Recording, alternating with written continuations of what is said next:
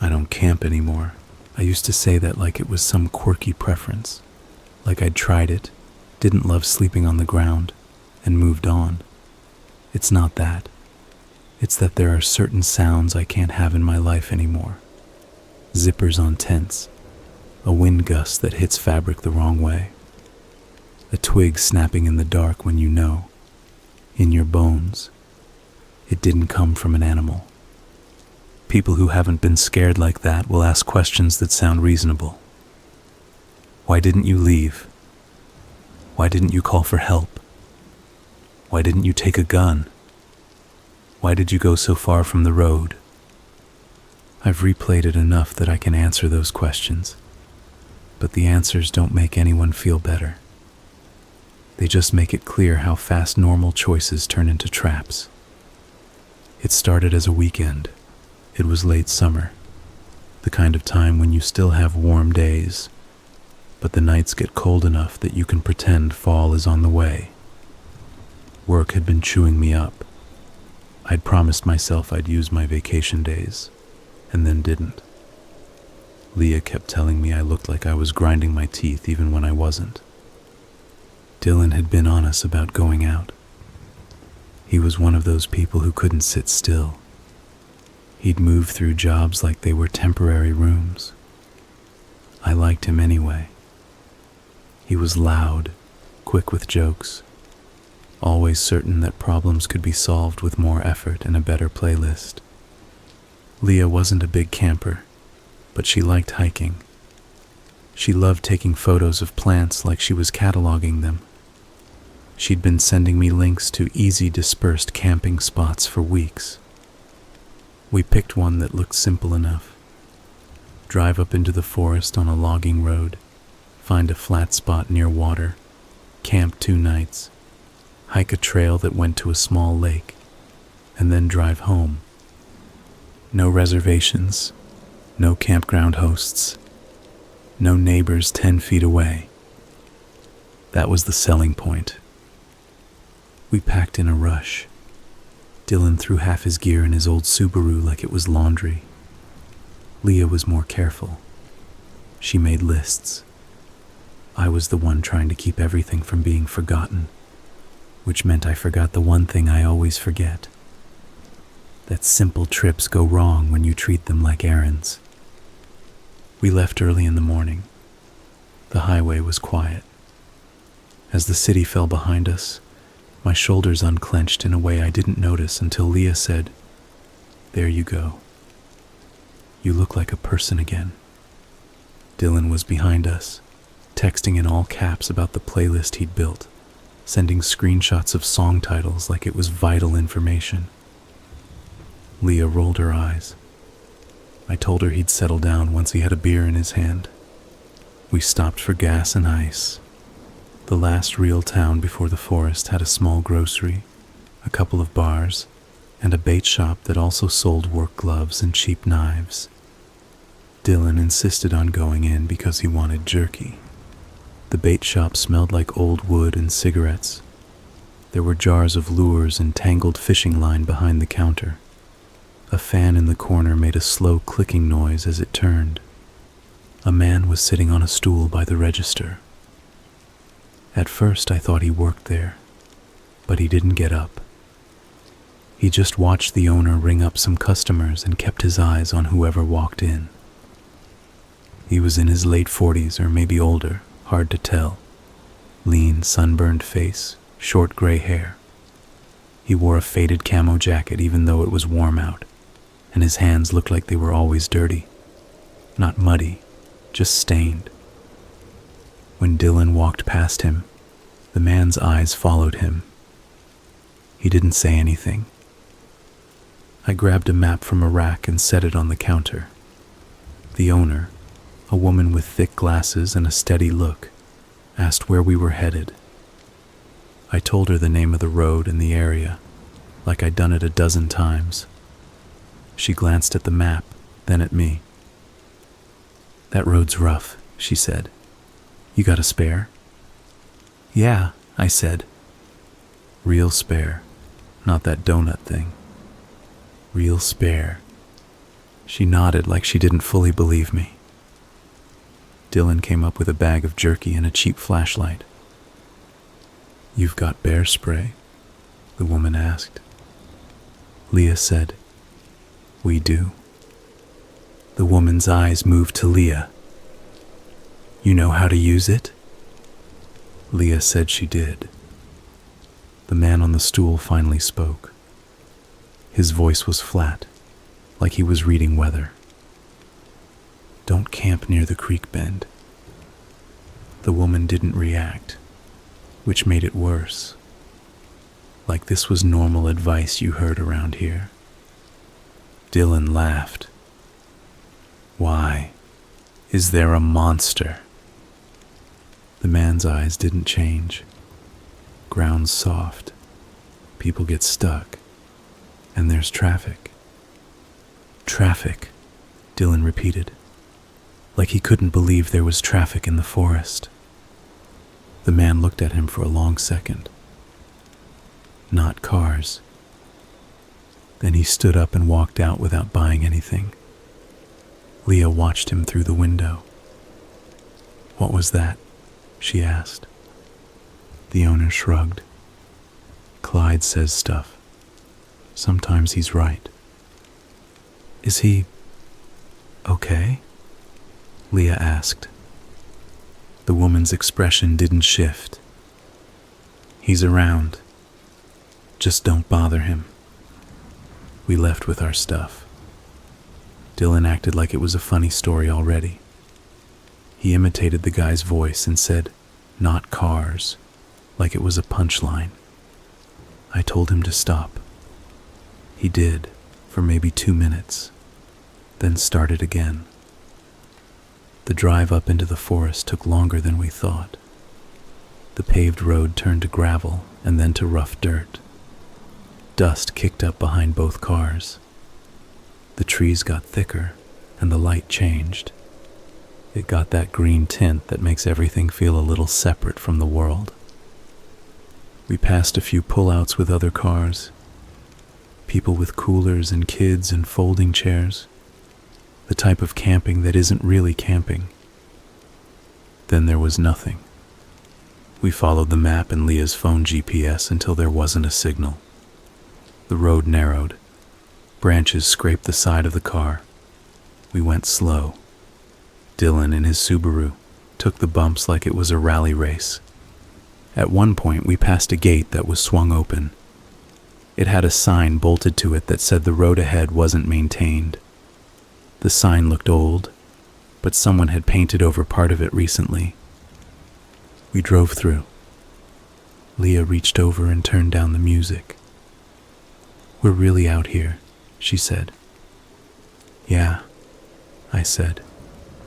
"That's the point." There was a moment when it felt like an accomplishment, like we'd earned quiet. Then we saw the truck. It was pulled off at an angle in a small clearing, half hidden behind brush. An old pickup, dark color, with a metal rack over the bed. No license plate on the back. The windows were tinted or just dirty. A man stood by the tailgate with the bed open. From a distance, I could see a cooler and something long wrapped in a tarp. He didn't wave or look like he needed help. He just stood there, watching our cars go by. Leah didn't say anything. She looked at me, then at the rearview mirror. Dylan's voice came through my phone speaker from the car behind us. "Did you see that?" "Yeah," I said. "Probably a hunter. Dude's out here early." "Maybe," Leah said.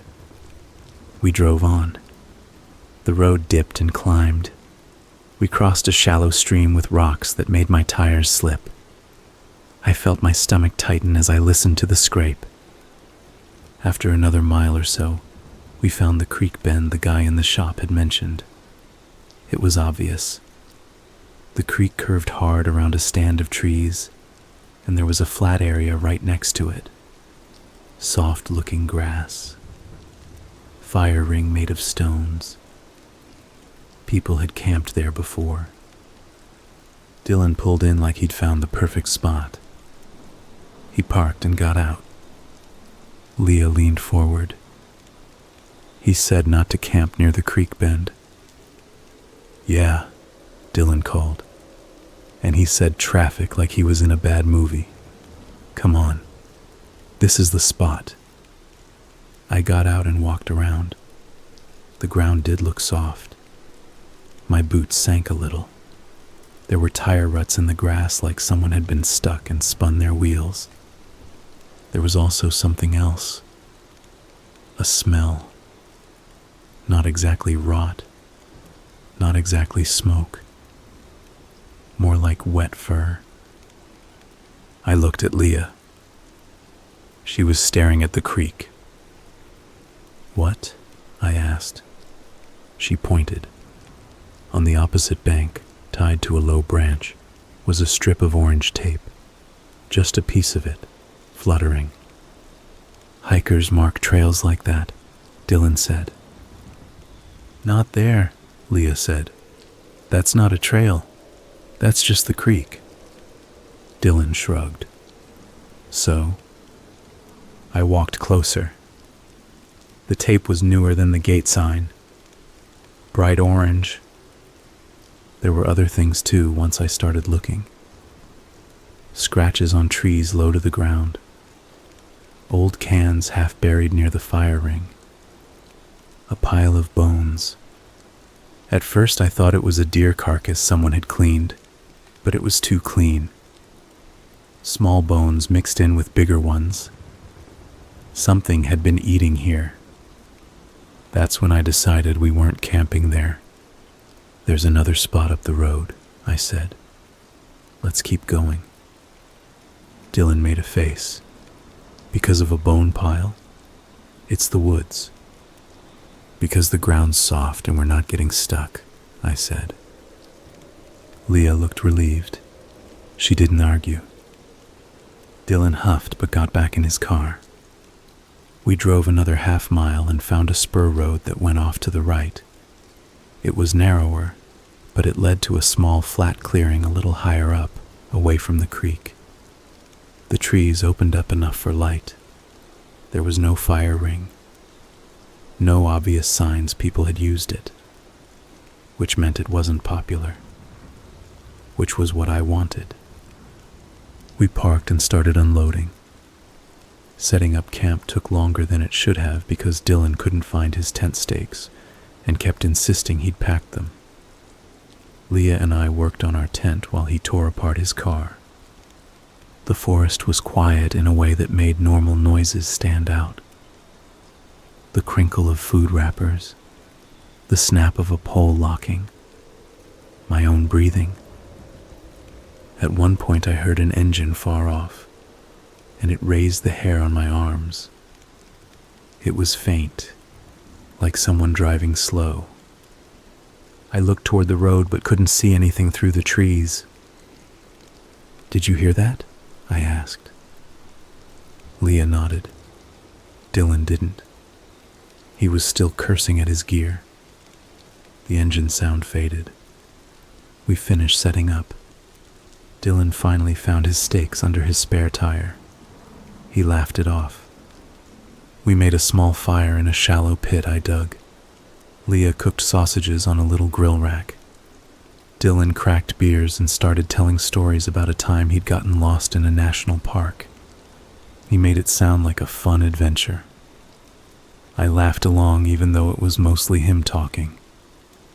As it got darker, the temperature dropped fast. Leah pulled on a hoodie and scooted closer to the fire. I watched sparks go up into the trees and disappear. Do you feel like we're being watched? Leah asked, like she was trying to make it sound silly. Dylan grinned. Yes, by squirrels. I'm serious, she said. I scanned the tree line. It was just darkness between trunks. It's the dark, I said. It makes everything feel like that. Leah didn't look convinced. We went to bed earlier than usual because there was nothing else to do. Dylan stayed up a little longer, finishing his beer and listening to music low. Leah and I lay in our tent. The air smelled like nylon and smoke. She whispered that she didn't like the guy in town. Clyde? I asked. Yeah. Or the truck guy. Or both. There's weird people everywhere, I said. We're fine. I meant it when I said it. I fell asleep. I woke up to Leah shaking my shoulder. Listen, she whispered. I held my breath. Something moved outside. Slow steps in dry leaves. Not an animal scampering. Not a deer walking off. Slow, careful steps. I sat up. Leah's eyes were wide in the dim light. The steps stopped. I waited, listening so hard my ears felt like they were straining. A zipper noise came from Dylan's tent. Then his voice, sleepy and annoyed. What the hell? I heard him step out, barefoot or in socks, then pause. Hey, Dylan called softly into the dark. Is someone out there? Silence. Mark, he called louder. You awake? I unzipped our tent a little and stuck my head out.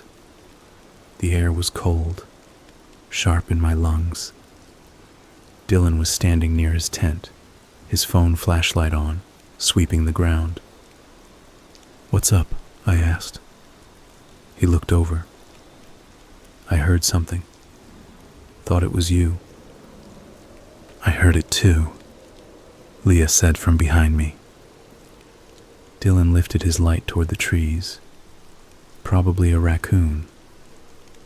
Raccoons don't walk like that, Leah said. Dylan made a face like she was being dramatic. It's the woods. Everything walks out here. He stood there for a second longer, then shrugged and went back into his tent. I stayed awake after that, listening, until I finally drifted off again. In the morning, Dylan acted like it hadn't happened. He started coffee and played music. Leah was quiet. I walked around the clearing, looking for tracks. The ground was hard-packed, hard to see anything. I found a few scuffs in the dirt near the trees, but they could have been ours. There was something else, though. Near the edge of the clearing, where the brush was thick, there was a thin line in the dirt like something had been dragged. I followed it a few feet until it disappeared into leaves. Mark, Leah called. Come eat. I let it go. We planned to hike that day. There was a trailhead a couple miles down the road. The trail went up to a lake. Leah wanted to take photos. Dylan wanted to swim and show off. I wanted to move, get out of my head. We packed small day packs and drove down. The trailhead was just a worn spot where cars could pull off. A wooden post with trail names carved into it. No fancy sign. There were 2 other cars there, both dusty. One had a family sticker on the back window. Dylan made a comment about how we weren't alone out here, and Leah should relax. She didn't answer. The hike was good for the first hour. The air smelled like pine and warm dirt. We crossed small streams. Leah stopped every few minutes to photograph mushrooms or flowers. Dylan teased her until she told him to shut up. Then we saw the wire. It was stretched between 2 trees, about knee height, thin and hard to see. Leah almost walked into it. What the hell? Dylan said, grabbing it. Don't touch it, I snapped. He froze. Why? Because it could be a snare, I said. The wire was looped around one tree and anchored on the other side, with a twist that looked intentional. It wasn't an accident. It wasn't trail tape. Dylan let go like it burned. Leah looked around. Is that legal? Not here, I said. I didn't know for sure, but it felt wrong. We stepped over it and kept going, but the mood changed. I kept scanning the ground. I started noticing more things. Small pieces of orange tape tied to branches, not on the trail, but near it, like markers. Dylan tried to make a joke about us being in someone's secret obstacle course. Nobody laughed. We reached the lake after a couple hours. It was pretty, clear water with a rocky shore. Dylan stripped down and waded in, yelping from the cold. Leah sat on a rock and ate a granola bar, still watching the trees. I walked along the shore and found something half buried in pine needles. A glove. Not like the cheap work gloves from the bait shop. A hiking glove, padded, with a strap. It looked like it had been there for a while. Dirt ground into it. I picked it up and turned it over. There was a dark stain on the palm that didn't look like mud. My stomach went tight. "Hey," Dylan called. "Come in. It's refreshing." I tossed the glove back and went to Leah. "We should head back," I said quietly. She looked up, reading my face. "Why?" "There's snares. Markers. Something's off." Dylan splashed water. "You guys are acting like you found a dead body." Leah's eyes flicked to him. "Don't say that." Dylan rolled his eyes. "Fine. But we're not leaving because you're spooked by some tape." I wanted to argue, but I could feel how it would go. Dylan would push, Leah would get upset, and we'd all be stressed. I told myself we'd hike back and then decide. On the way back, the trail felt different. Like the trees were closer. Like the quiet had weight. Halfway down, we heard a sound off to the side. A low grunt. We stopped. I thought it might be a bear. I reached for the bear spray on my belt. The grunt came again, closer, followed by a wet noise. Dylan whispered, "What is that?" We moved slowly toward the sound, because we were idiots, and because part of you always wants to put a reason on a scary noise. We pushed through some ferns and saw it. A deer. It was on its side, legs twitching. Its belly was open, not ripped like an animal attack. Cut. Clean. The guts were spilling out onto the dirt. There was a wire looped around one leg. The deer's eyes rolled, white showing, and it made a choking sound as it tried to breathe. Leah made a noise like she was going to throw up. Dylan went pale. Jesus. I looked around, heart hammering. "Back up," I whispered. There was no hunter standing over it. No gunshot. No fresh tracks I could see. It was just there, dying. Leah grabbed my arm hard. "We have to help it," she whispered. I didn't know what to do. I wasn't a hunter. I'd never killed anything bigger than a fish. The deer kicked again, then went still for a second, then kicked harder. Blood bubbled at the cut. Dylan swallowed. "Someone did that." "Someone set the snare," I said. "But it's cut open," Leah said, voice breaking. I backed away, pulling her with me. "We're leaving. Now." Dylan didn't argue this time. We hurried down the trail, not running but moving fast. I kept looking over my shoulder. Every time a branch moved in the wind, my body tensed. By the time we reached the cars, I was sweating despite the cool air. We drove back to our campsite. The road felt longer. As we pulled in, my stomach dropped. Our camp was wrong. Not trashed, not obviously raided, just shifted. The cooler lid was open. A bag of chips sat on the ground with a small tear in it. Dylan laughed nervously. "Raccoon?"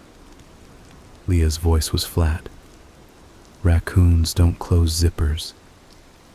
I looked at our tent. The flap was shut, but the zipper was pulled down a few inches. Not how we'd left it. I walked to Dylan's tent. Same thing. I felt cold, like the air had dropped 10 degrees. Someone had been here. Dylan tried to keep smiling, like he could force it into being normal. Maybe we just didn't zip them all the way. Leah stared at him. "Stop." I went to my car. The doors were locked. I unlocked it and checked the glove box for my phone charger like that mattered. My keys were on the seat where I'd left them. I didn't feel better. We stood there in the clearing, not sure what to do. "I think we should leave," Leah said. Dylan rubbed his face. "Okay, yeah, we can leave." It felt like relief. Then my car didn't start. The engine turned over once, a slow grind, then clicked. I tried again. Click. Nothing. I got out and popped the hood. I know enough about cars to check obvious things, and I expected to see a loose cable or something. The battery cables were cut, not frayed, not broken. Cut clean, like with bolt cutters. My mouth went dry. Dylan leaned over my shoulder. "What?" I pointed. He stared, then swore. Leah stood behind us. "What is it?" "The battery cable," I said. "It's cut." She didn't speak for a second. "So, someone did that?" "Yes," I said. Dylan said, Okay, it's fine. We can jump it." I looked at him. Jumping doesn't fix cut cables. His face went slack as he processed that. We checked his car. His battery cables were intact. His tires were not. The back passenger tire was slashed. Not a nail. A long cut. Dylan stared at it like it might heal if he looked hard enough. Leah's hands started shaking. "We need to get out," she said. "We can hike," I said. "We can hike back to the main road." "It's miles," Dylan said. "So?" Leah snapped. "So what? We stay here and wait?" I looked at the road through the trees. No sound of an engine, just wind. "We pack what we need," I said. "Food, water, first aid. We leave the tents." Dylan's voice rose. "Are we sure someone did this? What if—" I cut him off. "Someone cut my cables. Someone slashed your tire. That's not an animal." Dylan's jaw worked like he wanted to argue but couldn't. Leah had already started grabbing things. She moved fast, like if she didn't stop, she wouldn't break. We stuffed water bottles, snacks, the first aid kit, headlamps. I grabbed the bear spray. Dylan grabbed a knife he used for cooking. It was a cheap folding thing. As I shoved things into my pack, I heard something. A faint sound from down the spur road. An engine. Leah froze. Dylan looked at me. The engine got louder, coming closer. A truck.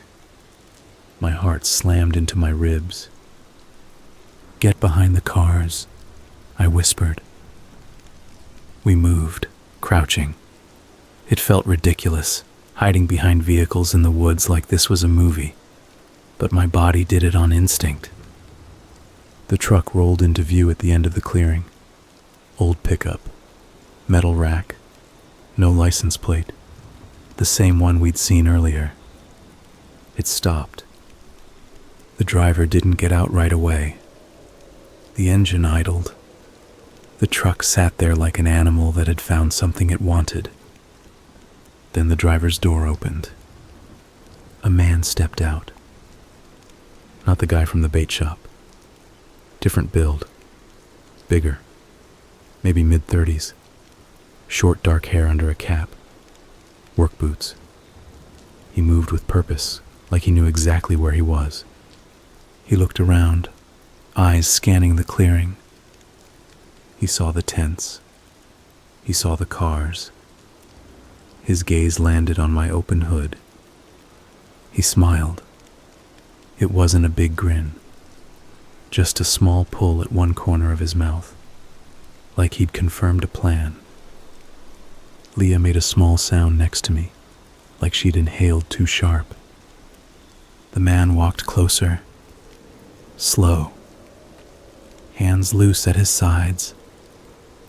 He stopped near my car and looked at the cut cables. He nodded to himself. Dylan whispered, "What do we do?" I didn't have an answer. The man called out, voice loud but not yelling. "Hey, you folks around?" His tone was casual, like he'd pulled in to ask for directions. No one answered. He waited, then called again. "If you're here, come out. I'm not looking for trouble." Leah's nails dug into my arm. I could smell the truck exhaust.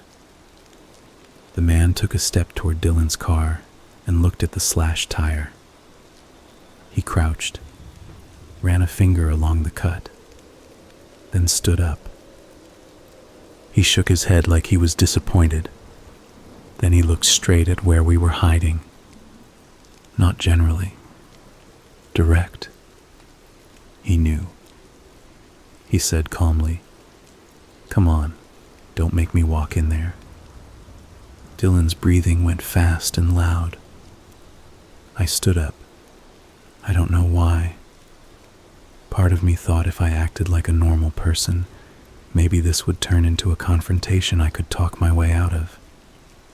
Maybe it was pride. Maybe it was the stupid belief that hiding made me look guilty. Leah hissed, "Mark!" I stepped out from behind the car. The man's eyes stayed on me. They were light, almost gray. "Hey," he said. "Hey," I said, voice cracking. He glanced past me like he was counting.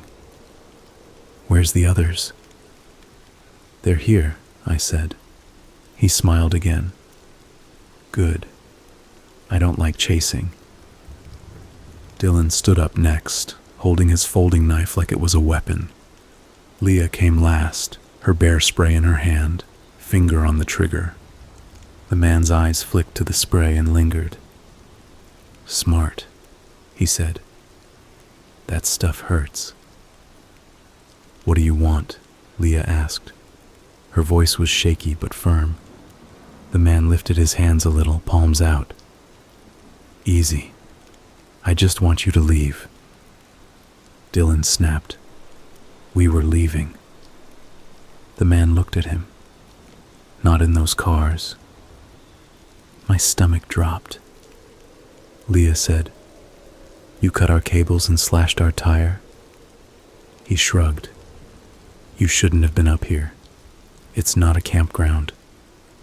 "We have every right," Dylan started. The man cut him off with a quick, sharp look. "No, you don't. Not where you set up." I said, "We're on public land." He laughed once, a short sound. "You think that matters out here?" Leah said, "We'll leave on foot." The man's expression changed slightly, like that wasn't what he'd expected. "On foot," he repeated. "Yes," Leah said. "We're packing up. We're going." He looked at our packs. He looked at Dylan's knife. He looked at my face. Then he nodded. "Okay." It was too easy. He pointed toward the spur road. "That way takes you back. Don't go down to the creek. Don't go off trail. Just go. And don't come back." Dylan said, "Are you serious?" The man's voice stayed even. "Dead serious." Leah started walking, like she'd decided not to give him time to change his mind. I followed. Dylan hesitated, eyes locked on the man, then fell in behind us. We moved down the spur road, packs bouncing. My legs felt weird, like they weren't fully under my control. I kept expecting to hear a gunshot. Behind us, the truck engine revved. I turned my head. The man was climbing back into his truck. He drove forward, slow, matching our pace. Not passing us, just creeping along the road behind us. Leah started to cry silently, shoulders shaking. Dylan whispered, "What is he doing?" I whispered back, "Keeping us in line." The truck followed until we reached the main logging road, then stopped. The man leaned out his window. He called, "Don't do anything stupid." Then he turned his truck around and drove back the way he came. We kept walking. The logging road stretched ahead, winding through trees. No signal on our phones. No other cars. Just dirt and dust. Dylan started talking fast, like if he filled the air we wouldn't fall apart. "We should call the cops when we get signal," he said. "We should report him. That's insane. He threatened us." Leah said, "He didn't just threaten us. He sabotaged our cars." "Yeah, and he let us go," Dylan said. "So maybe he just wanted us out." I didn't answer, because in my head I kept seeing his smile when he looked at my cut cables. That wasn't someone who wanted peace. That was someone enjoying control. We walked for what felt like forever. The sun moved across the sky. The road climbed. My shoulders ached from the pack. At one point we heard an engine far off and all three of us froze. It got louder. A car came around the bend. It was a small SUV with 2 people in it, a couple maybe, laughing. They slowed when they saw us. The driver rolled down his window. "You guys okay?" Leah's face crumpled. "No," she said. "No, we're not." I stepped forward. Our cars got messed up. Someone cut the battery cables. We need help. The couple looked at each other.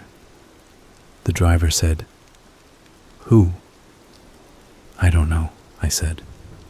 "A guy in a truck." The woman in the passenger seat asked, "Are you hurt?" "We're okay," Dylan said quickly. "We just need a ride to town, or to get signal to call someone." The driver hesitated. I could see his brain doing the same math people do when they're deciding if helping strangers is safe. Leah said, "Please." He nodded. "Okay, get in." Relief hit me so hard I almost collapsed. We piled into their SUV, cramped in the back with our packs. The couple introduced themselves, names I barely remember. They were from a few hours away, out for a day drive. As we drove, the road felt different, like we were moving back toward the world. We told them what happened in broken pieces. Dylan was animated, angry, pointing. Leah mostly stared out the window. The driver said, "There's some weird folks out here. Illegal grow sites, poachers, you name it." "Grow sites?" Dylan repeated. "Yeah," the driver said. "People set up marijuana grows in the forest. Booby traps sometimes. They don't want hikers finding them." My skin crawled. We reached a spot where the phone bars came back. Dylan immediately started dialing 911. No service. He tried again. Nothing. Leah laughed once, a sharp sound. "Of course," the driver said. "It'll come back farther down." We drove another 10 minutes. Dylan tried again. This time it rang. He spoke fast, stumbling over details. He gave the road name, the general area, the fact that someone sabotaged our cars and threatened us. The operator asked questions Dylan couldn't answer. Where exactly were the cars? Did we see a license plate? Did he have a weapon? What did he look like? Dylan said the truck had no plate. The operator told us to go to the sheriff's office in town. We did. The sheriff's office was a small building near a strip mall. We walked in dusty and shaken, and the woman at the desk looked at us like we were about to cause trouble. Dylan started talking again. Leah held my hand so hard my fingers went numb. A deputy came out and took us into a room. He listened, asked questions, took notes. When we told him the road and the area, his face changed a little. "You camped up there?" he asked. "Yes," I said. He leaned back. "You sure you're not exaggerating? People slash their own tires all the time." Dylan exploded. "Are you kidding me? He cut battery cables. Who does that by accident?" The deputy held up a hand. "I'm not saying it didn't happen. I'm saying we need something concrete. No plate, no name. You got a description?" Leah said. "He had light eyes, a cap. He had a truck with a rack." The deputy wrote it down like it could be one of 100 men. He asked if anyone had been drinking, if we'd argued with anyone, if we'd trespassed. Dylan got more furious. I felt something worse than anger. I felt stupid, because I realized how thin our story sounded. 3 people come in from the forest saying a man with no plate told them to leave, and their cars don't work. The deputy said they'd send someone up to check on the vehicles. "Today?" Leah asked. He looked at his watch. "We'll see." "We need them now," Leah said. The deputy's expression hardened. "Ma'am, we have other calls." Dylan slammed his hands on the table. "Someone is out there cutting cars and threatening people." The deputy said, "I heard you." We left the sheriff's office with nothing but a case number. The couple who drove us offered to take us back to their place to rest, but we didn't want to be near strangers. We got a cheap motel room in town instead. In the room, Dylan paced. Leah sat on the bed staring at her hands. I called my brother to tell him we were okay but stranded. I didn't tell him the full story because it sounded crazy. Dylan kept saying we should go back up there ourselves, get our stuff, fix the cars. Leah said, "No." He argued, "We can't just leave our tents and gear up there. That's like $1,000. Leah said, "I don't care." Dylan looked at me like he wanted backup. I should have been firm. I should have said, "We're not going back." Instead, I said, "Let's see what the deputies do. Maybe they'll go up in the morning." I said it because I wanted to believe there was a normal path out of this. Authority, procedure, someone in uniform driving up and making it safe. Leah didn't sleep. She kept getting up and checking the window like the man in the truck would be in the parking lot. I slept in fits. In the morning, Dylan was already dressed and jittery. "We can rent a truck," he said. "We can go up there, get the cars, tow them down." Leah's eyes were red. "No," Dylan snapped.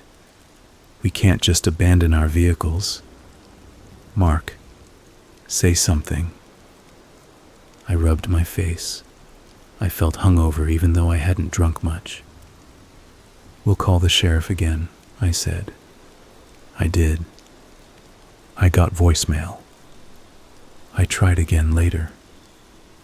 The receptionist said they didn't have anyone available yet. Dylan started swearing.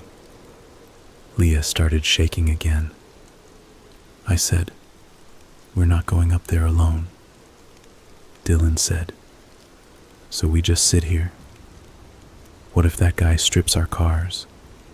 What if he sets them on fire?" Leah said, "Let him." Dylan looked at her like she'd lost it. I understood both of them.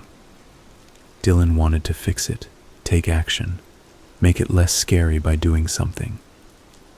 Leah wanted to run, make distance. I wanted someone else to decide. By late afternoon, a deputy called back. He said, "We went up as far as we could. Didn't find your vehicles. Roads washed out farther in." I stared at the phone. "What?" "They're not that far." He said, "We can't access that spur road in a patrol vehicle. You'd need 4-wheel drive and clearance. We can try with the ATV unit next week." "Next week?" Dylan shouted in the background. The deputy's tone was bored. "That's what I said." Leah grabbed the phone from me.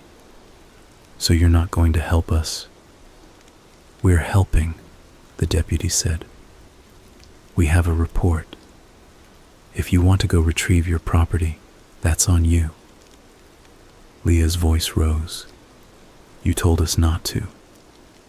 "I didn't tell you that," he said. "I said we can't go right now." She hung up. Dylan threw his hands in the air. "We're going up there," he said. "I'm not leaving my car for a week. It'll be gone." Leah said, "You're insane." Dylan looked at me. "Mark." I should have said no. I didn't. I said, "We'll do it fast. Daylight. We'll bring tools. We'll bring someone else." We couldn't bring someone else. Everyone we called was hours away. The couple who'd helped us were gone. So it was us. We rented a truck from the only place in town that had one. It was a beat-up Ford with a tow hitch and a tank full of gas. Dylan bought jumper cables even though I told him it wouldn't fix cut wires. He also bought a hatchet from a hardware store. Leah watched him carry it like she wanted to scream. We drove back up the road into the forest, the same route, but it felt different.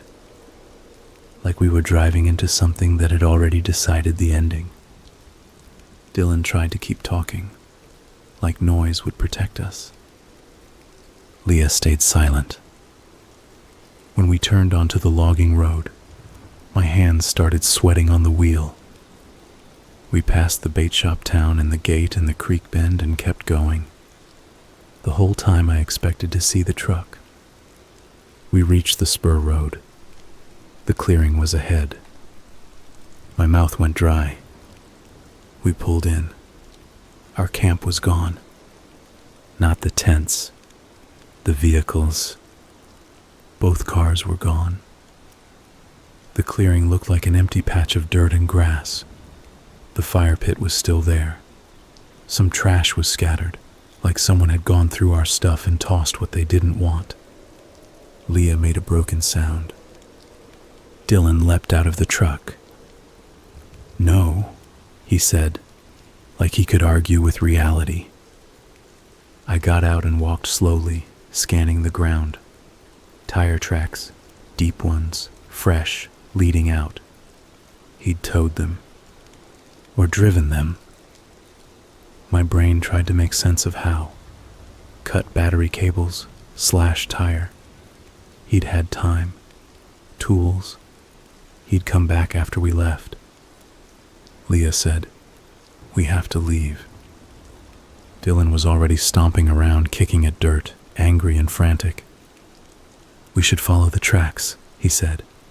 "He can't take them far." "Dylan," Leah said, voice sharp. "No." Dylan looked at me. "There are cars." Leah said, "They're not worth dying." Dylan snapped, "You don't get to decide that." Leah flinched. I stepped between them. "Stop," I said. "Both of you. We're not chasing him." Dylan's eyes were wild. "So what? We just leave them?" "They're already gone," I said. "We're not going deeper." Dylan's jaw clenched. Leah grabbed my sleeve. "Mark, please." I nodded. "We're leaving." We got back in the rental truck.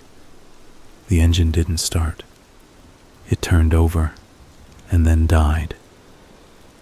Dylan stared at the dash like it had betrayed him. I tried again. It sputtered. Then nothing. Leah whispered, "No." Dylan swore and slammed his fist into the door. I popped the hood. The battery cables were cut. This time it wasn't just a neat snip. The wires were torn, insulation hanging. I stood there, staring, feeling my body go numb. Leah was behind me. "He was here," she said. Dylan's voice cracked. "How?" I looked around the clearing. The trees were still. The air was too quiet. Then I saw movement. On the far side of the clearing, between two trunks, a shape shifted. A man. He stepped out, slow. Not the truck man from yesterday. A different one. This was the man from the bait shop. Clyde. He walked into the clearing like he owned it. Same faded camo jacket. Same stained hands. He didn't look surprised to see us. He looked irritated. "You didn't listen," he said. Leah's voice was thin. "We were trying to get our cars." Clyde's eyes moved over us. "You weren't supposed to come back." Dylan shouted, "Were you the one who did this?" Clyde didn't answer right away. He looked past us, like he was checking the road. Then he said, "You should have left it." I felt my knees go weak. Leah raised the bear spray. Her hand shook. Clyde watched it. He didn't flinch. You spray me, you're dead, he said, like he was stating a rule.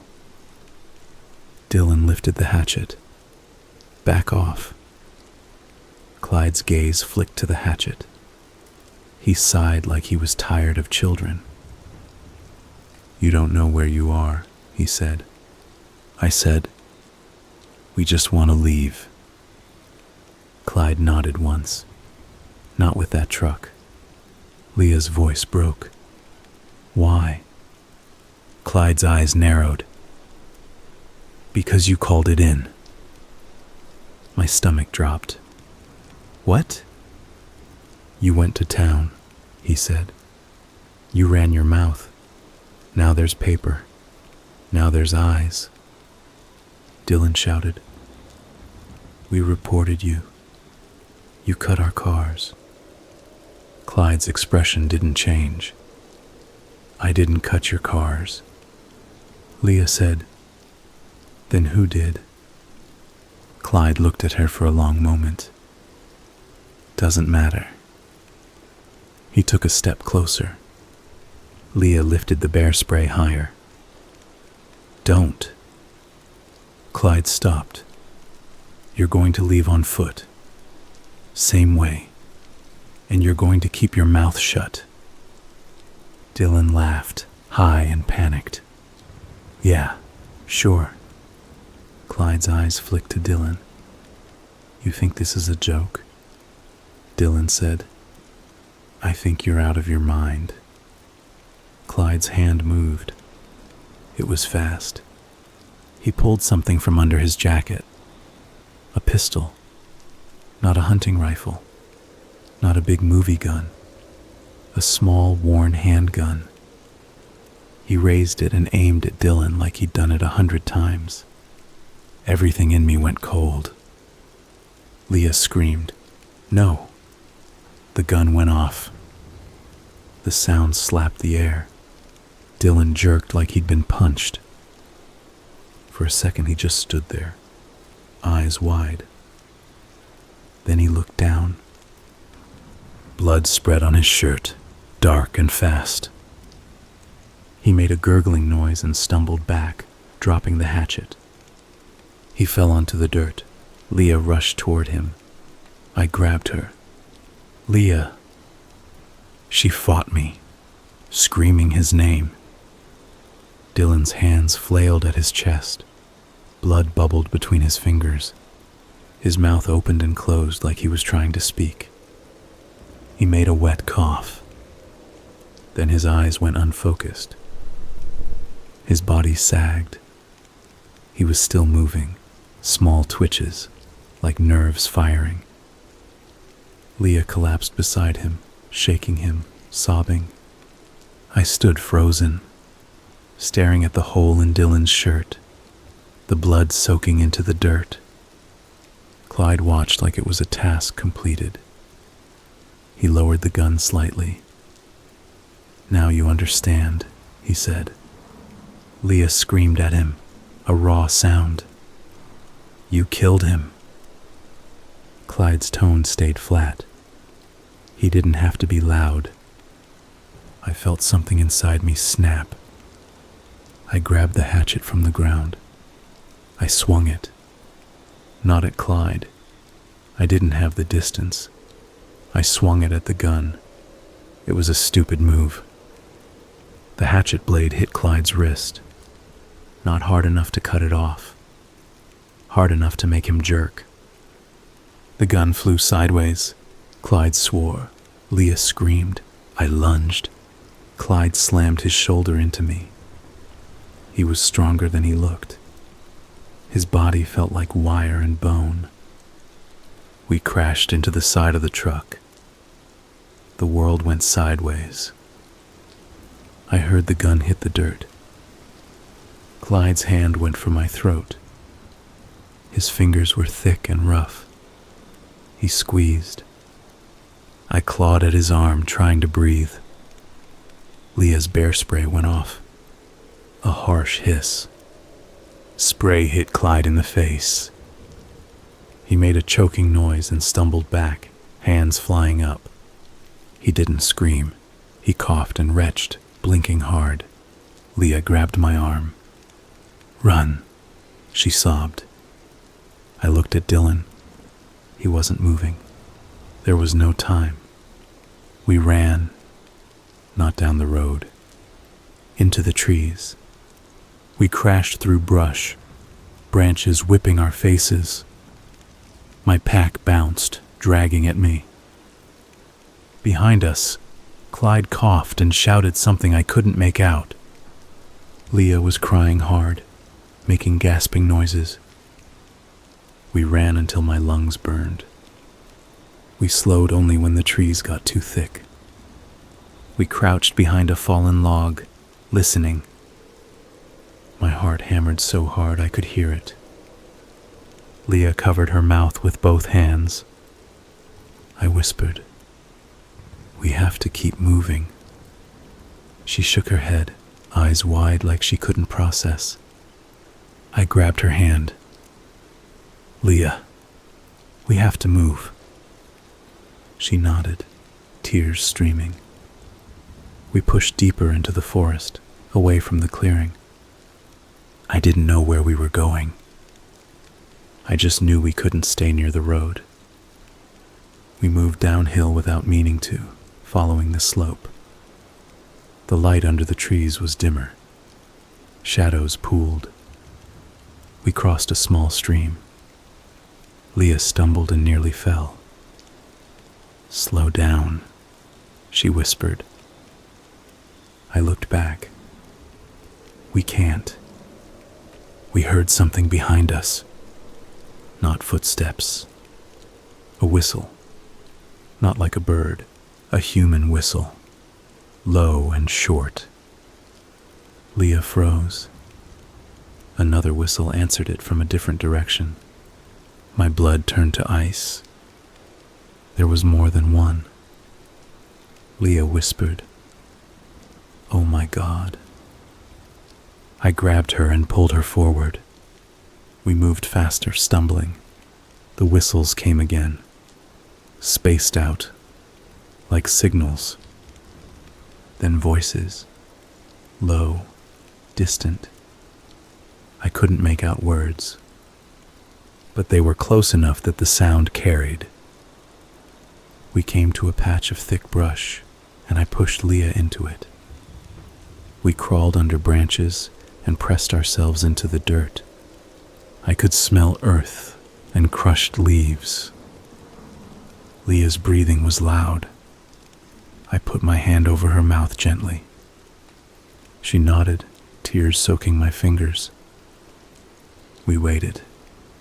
Footsteps approached, slow, careful.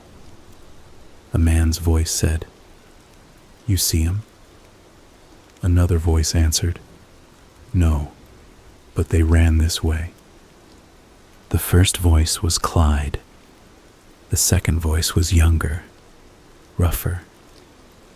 They were talking like this was a hunt. Clyde said, "They'll circle back to the road. They always do." The younger voice laughed softly. "Not if they're smart," Clyde said. "They're not." The footsteps moved closer. I held my breath. The brush above us shifted. A branch lifted slightly. A face appeared. Not Clyde. A younger man, maybe the one we'd seen at the truck yesterday. Dark hair, cap. His eyes scanned. They paused on the spot where Leah's shoe had scraped mud. He smiled. My stomach dropped. He lowered the branch slowly and stepped closer. Leah's body tensed under my hand. I knew if we stayed, he'd find us. I pulled the bear spray from Leah's hand and twisted the safety. As the man stepped over the brush, I shoved up and sprayed. The cloud hit him in the face.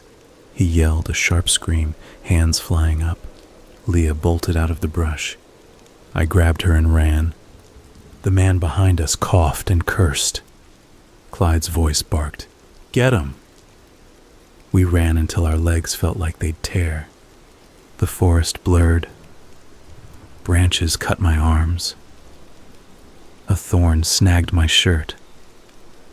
Leah tripped and fell hard, hitting her knee.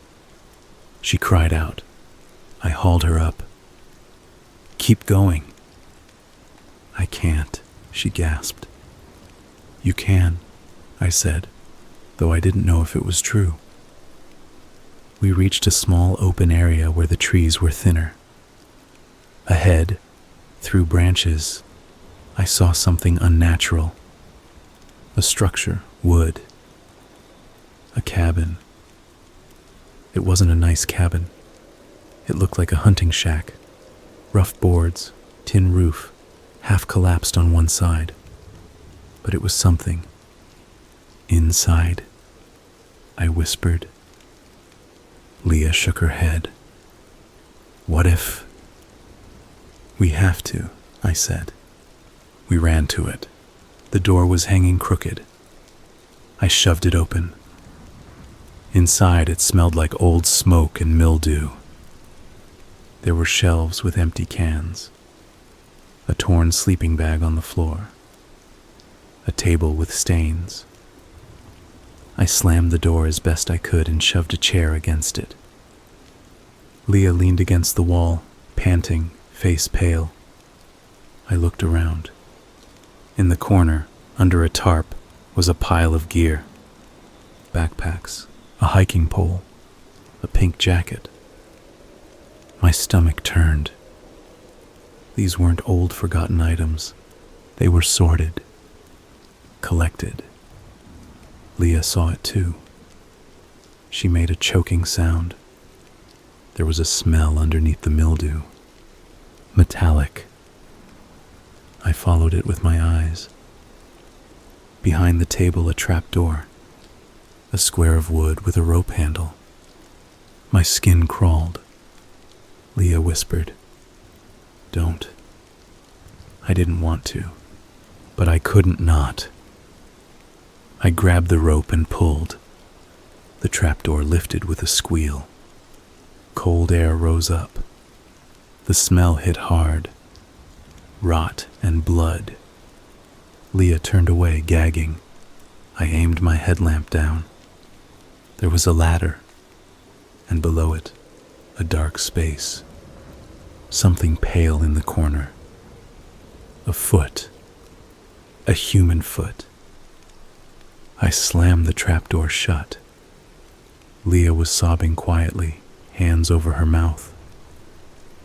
"We can't stay here," she whispered. I knew, but we couldn't run blind. I scanned the cabin for anything useful. On a shelf I found an old handheld radio, like park rangers use. It was dusty, but it had a battery pack. I clicked it on, static. I turned the knob, tried different channels. Nothing but hiss. Leah whispered, "They're coming." Outside I heard footsteps. A voice. "Clyde." "Open up," he said. The door rattled as someone grabbed it. Leah started shaking. I looked around for another exit. A small window on the back wall, half covered with boards. I rushed to it and shoved. The boards were nailed but old. I kicked. The wood cracked. Another kick. It broke enough to push out. The door shook again. The chair scraped. Clyde's voice said, "Don't make this hard." Leah grabbed my arm. "Mark." I shoved the radio into my pack, not thinking why. Habit. Grab what you can. I pushed Leah toward the broken window. "Go," I hissed. She hesitated. The door slammed hard. The chair skidded. "Go!" I shouted. Leah climbed through the window, scraping her arms. I followed, wedging myself through. As my legs slid out, the cabin door burst open behind me. I heard Clyde's boots on the floor. I hit the ground outside and rolled. Leah was already running. We sprinted into the trees again. Behind us, Clyde shouted. I heard the younger man's voice too. Then a gunshot. The sound cracked through the forest. A bullet hit a tree near us with a sharp smack. Leah screamed. We ran harder. My lungs felt like they were tearing. We reached a steep drop and slid down it, grabbing roots. Leah slipped and fell, rolling, then caught herself. At the bottom, the forest changed. Thicker, darker. The air felt cooler. We moved, half running, half stumbling. I didn't know where we were. I only knew we were away from the cabin. The shouting behind us faded. For a moment, there was just our ragged breathing. Leah whispered, "Dylan." Her voice broke on his name. I didn't know what to say. We kept moving until we reached the creek. Not the bend, but farther down, where it widened and moved slow. Leah sank to her knees at the bank, panting. "We can follow it," I said. "Water leads somewhere." Leah shook her head. "I can't." "You can," I said again, but my own legs were shaking. We drank from the creek without thinking. It tasted like dirt. Then we heard the whistle again. Closer. Leah's eyes went wide. We scrambled up. I grabbed her hand and pulled her along the creek, trying to stay low. The whistle came again, and then voices. They were behind us, following the creek. Clyde had been right. Water is a guide. For us. For them. We left the creek and climbed up a bank into thicker brush, moving sideways, trying to break the line. Leah's breathing was loud. She was limping. I whispered, "We need to hide." She shook her head like she didn't understand. We pushed into a stand of young pines, branches low and dense. We crouched, pressed into the shadows. I held the bear spray, safety off. Leah put her head in her hands and tried to stop crying. Footsteps approached. Slow. A man's voice, not Clyde this time, said, "They're close." The younger man answered, "I got sprayed. My face is on fire." Clyde said, "Quit whining. You want 'em or not?" The younger man spat. "Yeah." Clyde said, "Then look." Branches rustled. I could see shapes through needles, boots, pants. They moved past our hiding spot, close enough that I could smell sweat and something like motor oil. Leah's body trembled beside me. I squeezed her hand hard. The men kept moving. For a moment I thought we'd made it. Then Leah sneezed. It was small, involuntary. But in the silence it sounded like a gunshot. Everything stopped. Clyde's voice snapped. "There." Boots turned. A branch lifted. Clyde's face appeared through the needles. His eyes were red from spray residue, but he could see. He smiled. "Found you," he said. Leah screamed. I sprayed. The bear spray cloud hit Clyde's face. He jerked back, coughing. The younger man shouted. I grabbed Leah and ran. We crashed through the pines, branches clawing. Behind us, Clyde coughed and cursed. Then a gunshot. This time the bullet hit Leah. I didn't see it at first. I just felt her hand jerk in mine. She stumbled. She made a sound like she'd been punched. Then she fell. I stopped, turning, catching her shoulders. Leah. Her eyes were wide with shock. Blood spread on her side, dark and fast. She gasped, breath thin. No, I whispered. Her mouth moved. Mark, she said, barely audible. I pressed my hand to the wound, trying to stop it like that would work. She made a wet cough. Behind us, footsteps crashed closer. Clyde's voice was hoarse. Don't move. Leah's eyes locked on mine. Tears ran down her temples into the dirt. Run, she whispered. I shook my head. No. Another voice, the younger man, said, just finish it. Leah's hand gripped my wrist weakly. Please, she whispered. Please. I heard a click. A gun being cocked. I did the only thing my body could do. I let go of Leah. I stood. I ran. I ran away from her. I ran until I couldn't hear her anymore. I ran and cried and gagged and kept running. I didn't think. I didn't plan. I just moved. At some point I tripped and fell hard, face into dirt. My pack slammed into my back. I lay there for a second, chest heaving.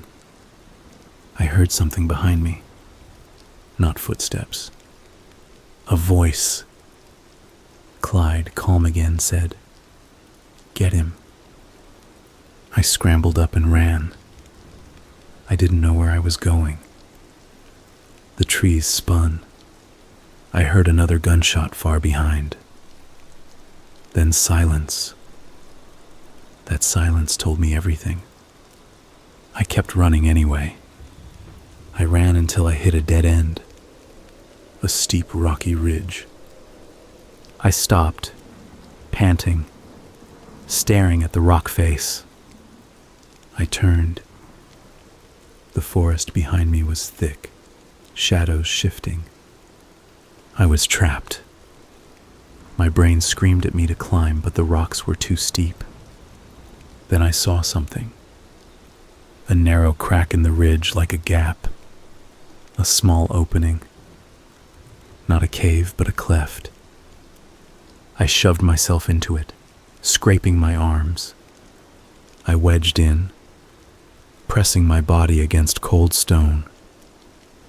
The smell inside was damp and old. I killed my headlamp. I held my breath. Footsteps approached. Slow. A man's breathing. Rough.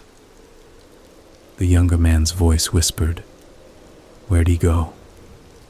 Clyde said, "He's here somewhere." They moved closer. A flashlight beam swept the trees. It passed over the rocks. It slid across the crack where I was hiding. I pressed deeper, trying to become stone. The beam paused. I thought I was caught. Then it moved on. The younger man cursed softly. "This is bullshit," Clyde said. "He's scared. He'll make a mistake." The younger man said, "You shot the girl?" Clyde didn't answer right away. Then he said, "She was slowing him down." The younger man laughed once, nervous. "You're cold." Clyde said, "I'm practical." They moved away, footsteps crunching leaves. I stayed wedged in the rock, barely breathing, until my muscles started cramping. I didn't know how long. Time was meaningless.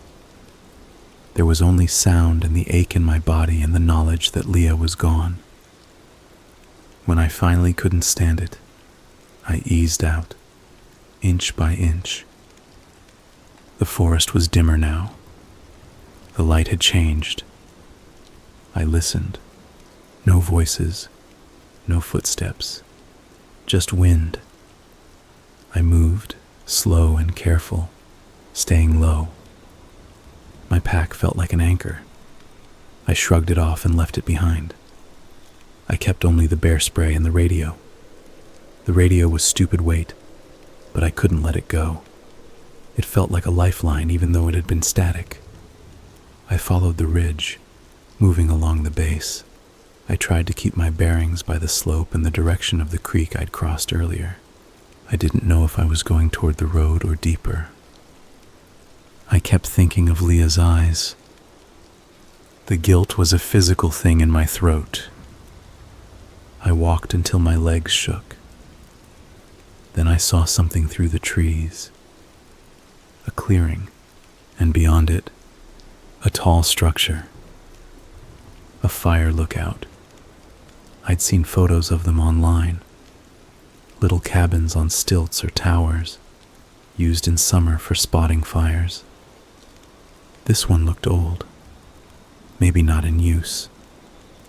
The paint was peeling. The stairs up were steep, but it was high. It was visible. Maybe there was a radio. Maybe there was a map. Maybe there was a chance. I moved toward it. The clearing around it was open, which made me feel exposed, but I didn't have a better option. I sprinted across the clearing and hit the stairs. They creaked under my weight.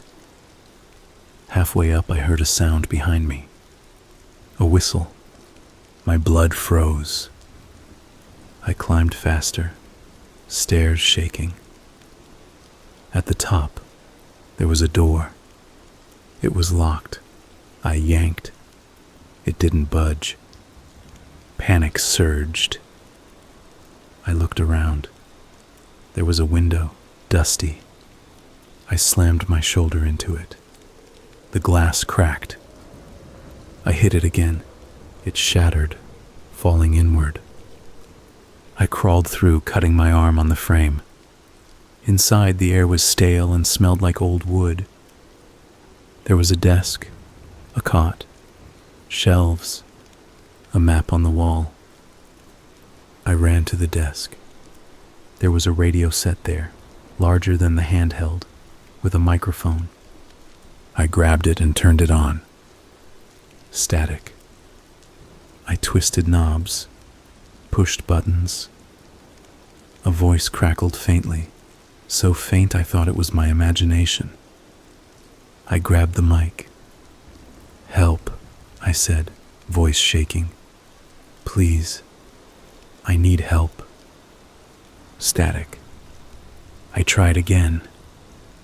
"This is an emergency. I'm at the lookout." Static. I slammed the mic down, furious at the world. The whistle outside came again. Closer. I moved to the window and looked out.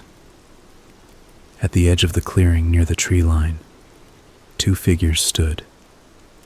Clyde and the younger man. Clyde looked up at the tower. He didn't look angry. He looked pleased, like I'd climbed exactly where he wanted. The younger man shaded his eyes and stared. Clyde raised a hand and waved. A slow, casual wave. I backed away from the window, shaking. I looked around the lookout for weapons. There was an axe near the stove. I grabbed it. My hands were slick with sweat. The men started up the stairs. The whole tower creaked with their weight. I moved to the door. It was locked from the inside with an old bolt. I slid it. At least they couldn't just walk in. The stairs creaked closer. I held the axe, standing a few feet from the door. My mind screamed that this was it. The door rattled. Clyde's voice came through. "Open up, Mark." I froze. How did he know my name? Then I remembered the deputy, the report, the motel registration. Or maybe he'd heard Dylan call me. Clyde said, "We can do this easy or hard. You already made it hard." I didn't answer. The door rattled again, harder. The bolt held. The younger man said, "Just kick it." Clyde said, "Patience." Then there was a different sound. Metal scraping, like someone pulling something from a pocket. A key, number, a drill. The sound of a battery drill whining. My mouth went dry. They were drilling through the door. Slowly, methodically. I backed away, looking around. There was a trapdoor in the floor, like the cabin earlier, leading to a small ladder down the tower.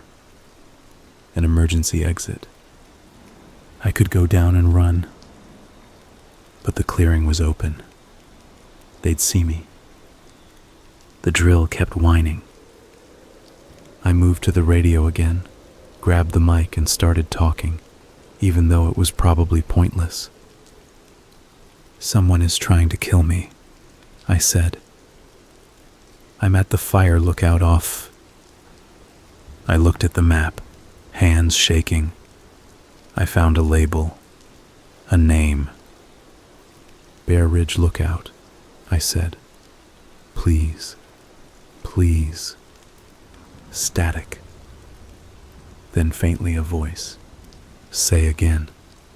I almost dropped the mic. I shouted, "Bear Ridge Lookout. I need help now. 2 men are here. They killed my friends." The voice crackled. "Who is this?" "My name is Mark," I said. "Please." The voice said, "Stand by." I didn't know if that meant anything. The drill stopped. The bolt rattled. The door shifted. Clyde was pushing. The bolt held for a second. Then the wood around it cracked. The bolt tore out. The door swung inward. Clyde stepped in. His eyes were red-rimmed. His face was streaked like he'd wiped spray away. He held the pistol. The younger man stepped behind him, holding a long knife, the kind used for gutting. Clyde looked around the lookout, then looked at me. "There you are," he said. I lifted the axe. Clyde's eyes flicked to it. "You're not going to use that," he said. I said, "Get out." Clyde smiled. "No." He took a step forward. The younger man stayed by the door, watching. Clyde said, "You should have listened at the creek bend. You should have left it. But you wanted your stuff. Now look." My hands shook so hard the axe head trembled. Clyde said, "You're going to come with us. You're going to tell us what you told the cops. And you're going to fix it." I laughed once, a cracked sound. "Fix it." Clyde's expression hardened. "You're going to make the report go away. You're going to tell them you were drunk. You're going to tell them you got scared. You're going to tell them you cut your own wires. Whatever. And if you don't, I'll go find your family." My blood ran cold. "You don't know my family," I said. Clyde shrugged. "I know your name. That's enough." I thought of my brother, my mom. I swallowed hard. The younger man shifted his knife. "Stop talking," he muttered to Clyde. "Just do it." Clyde snapped, "Shut up." The younger man glared but stayed silent. Clyde stepped closer, gun aimed at my chest. I raised the axe higher. Clyde said, "Go ahead. Swing. I'll shoot you." My mind went blank. I couldn't outthink a gun, but I could do something stupid. I looked past Clyde, past the younger man, out the window. In the distance above the trees, a faint sound. Not a whistle, not voices. A helicopter. At first I thought it was my imagination. Then it got louder. The younger man heard it too. He turned his head. Clyde's eyes narrowed. I moved. I swung the axe. Not at Clyde. At the radio. The radio shattered, wires snapping. Static died. Clyde shouted, "What the hell?"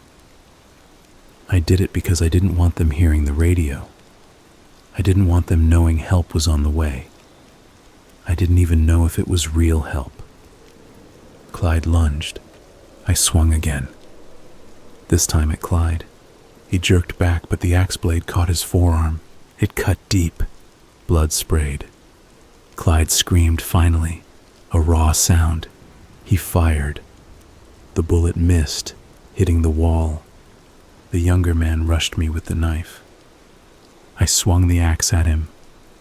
He dodged, fast, and the axe hit the floor. He slashed. The knife caught my shoulder, a hot, tearing pain. I yelled. I kicked him hard in the knee.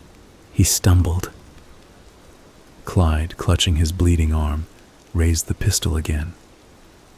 The helicopter sound got louder. Clyde's face twisted. He looked toward the window, then at the younger man. "Go," he snapped. The younger man hesitated. Clyde shoved him. "Go." They backed toward the door. I stood there, bleeding, shaking, axe in my hands. Clyde kept the gun on me as he moved. "You think this saves you?" he hissed. "You think they'll find you?" I didn't answer. They left. The tower creaked as they went down the stairs. I stumbled to the window. They ran across the clearing into the trees. The helicopter was closer now, chopping the air. It came into view above the trees, a sheriff's helicopter, or maybe state patrol, I didn't know. It circled, then hovered. A loudspeaker crackled. "Stay where you are," a voice boomed. I collapsed onto the floor. I started laughing and crying at the same time, the sound ugly. People arrived after that, fast and loud. Deputies with rifles, medics. They climbed the tower, shouting instructions. A medic wrapped my shoulder and asked where my friends were. I couldn't speak. I pointed back into the forest, toward the place Leah fell. They carried me down the stairs and into the clearing. The helicopter landed farther off, kicking up dust. I sat on the ground while a deputy asked me questions. My hands shook so badly I couldn't hold the water bottle they gave me. They asked what the men looked like. How many? What happened? I tried to talk. Words came out wrong. They put me in an ambulance and drove me to the hospital in town. In the hospital, they stitched my shoulder. They gave me pain meds that made everything float. A detective came and sat by my bed with a notepad. He asked about Dylan, about Leah. I told him. When I told him I ran, I expected him to look at me differently. He didn't. He just kept writing. They found Leah the next day. They found Dylan where he fell. They found the cabin with the trap door. Inside, they found more bodies. Not fresh. Older. People who'd gone missing on hikes and never been found.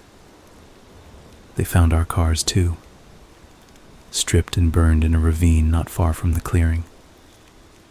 They found Clyde. Not alive. A few days later, a search team found him in a dry creek bed, a gunshot wound to the head. The pistol was nearby. The official line was suicide. The younger man was never caught. They said his name was Aaron something. They said he was an associate, a drifter, connected to illegal grows and theft. They said he might have fled the state. They said a lot of things. What I know is this. There were two of them, and only one body. Leah's parents didn't speak to me at the funeral. I didn't blame them. Dylan's sister hugged me and cried into my shoulder, and I stood there stiff, feeling like I didn't deserve her grief. I went back to work after a few weeks and pretended I was fine. I wasn't. I'd wake up and reach for Leah in bed, forgetting she was gone. Then I'd remember and feel sick. I'd be in a grocery store and hear someone whistle and my vision would narrow. I stopped hiking. I stopped going anywhere that didn't have streetlights. People told me it would fade. Some of it did, but not all. Sometimes when I'm driving on a rural road and I see a turnoff into trees, my chest tightens. I imagine a clearing, a soft patch of grass by a creek bend, a strip of orange tape tied to a branch. I imagine a man leaning out of a truck window with light eyes, smiling like he's already won. And I keep driving. I keep my doors locked. I don't camp anymore.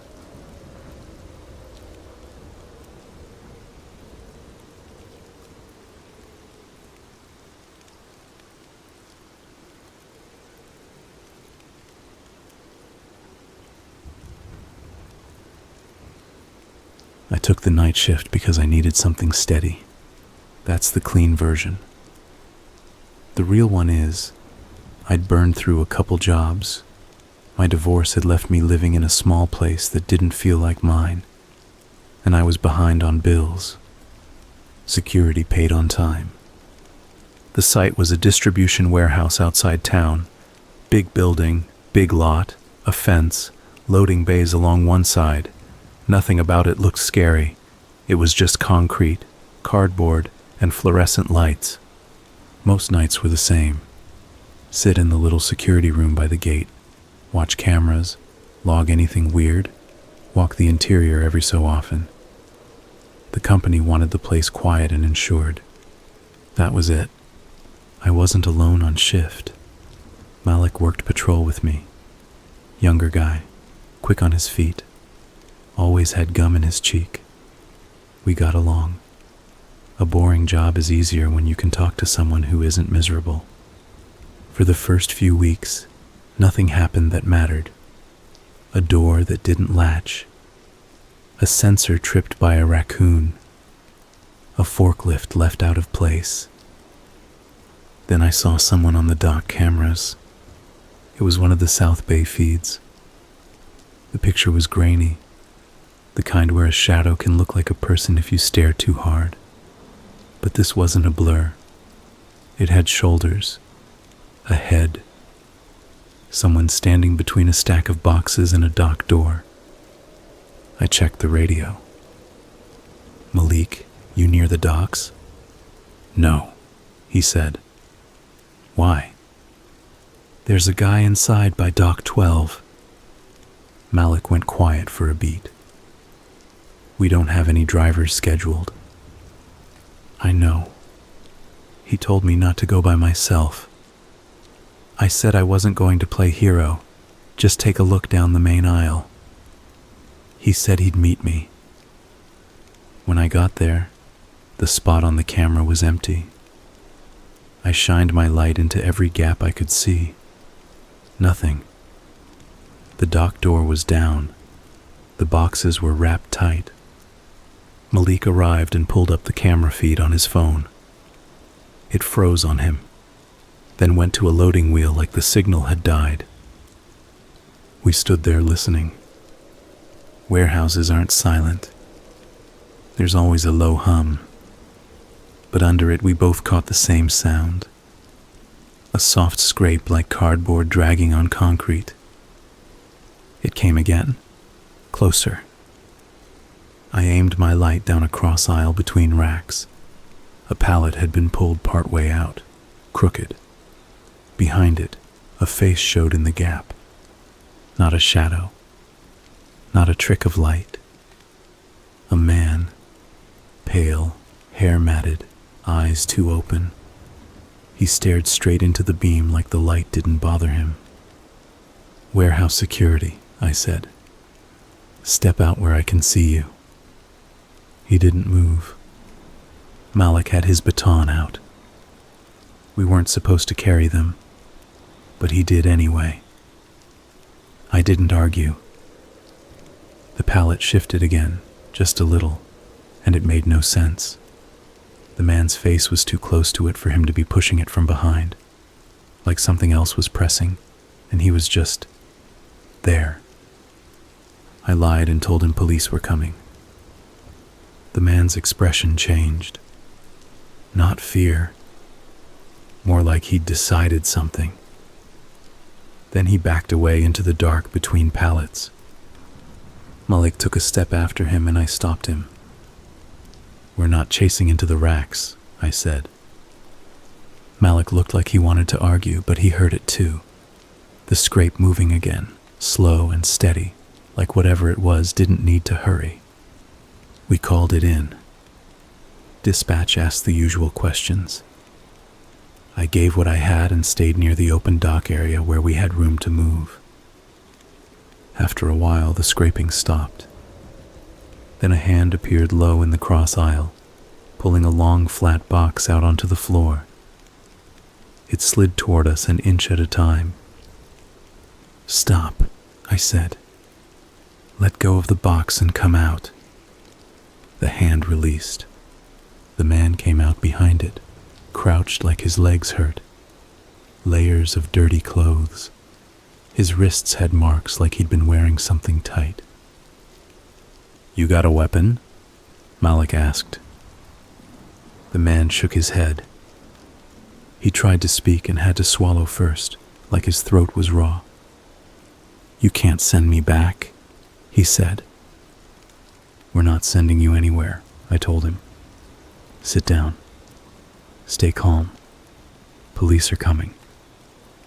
He didn't sit. He stared past us toward the dock doors. "He's here," he said. "Who?" Malik snapped. The man looked confused that we didn't know. "He's always here." Then he pointed at Dock 12. I turned. At the bottom gap of the dock door, something was pressed close enough that you could see an eye. It blinked. The man made a broken sound and bolted back into the racks. Malik started after him, then stopped because the dock door shifted. Not rolling up, just moving, like someone was tugging it from the outside. That shouldn't have been possible. The yard gate was locked.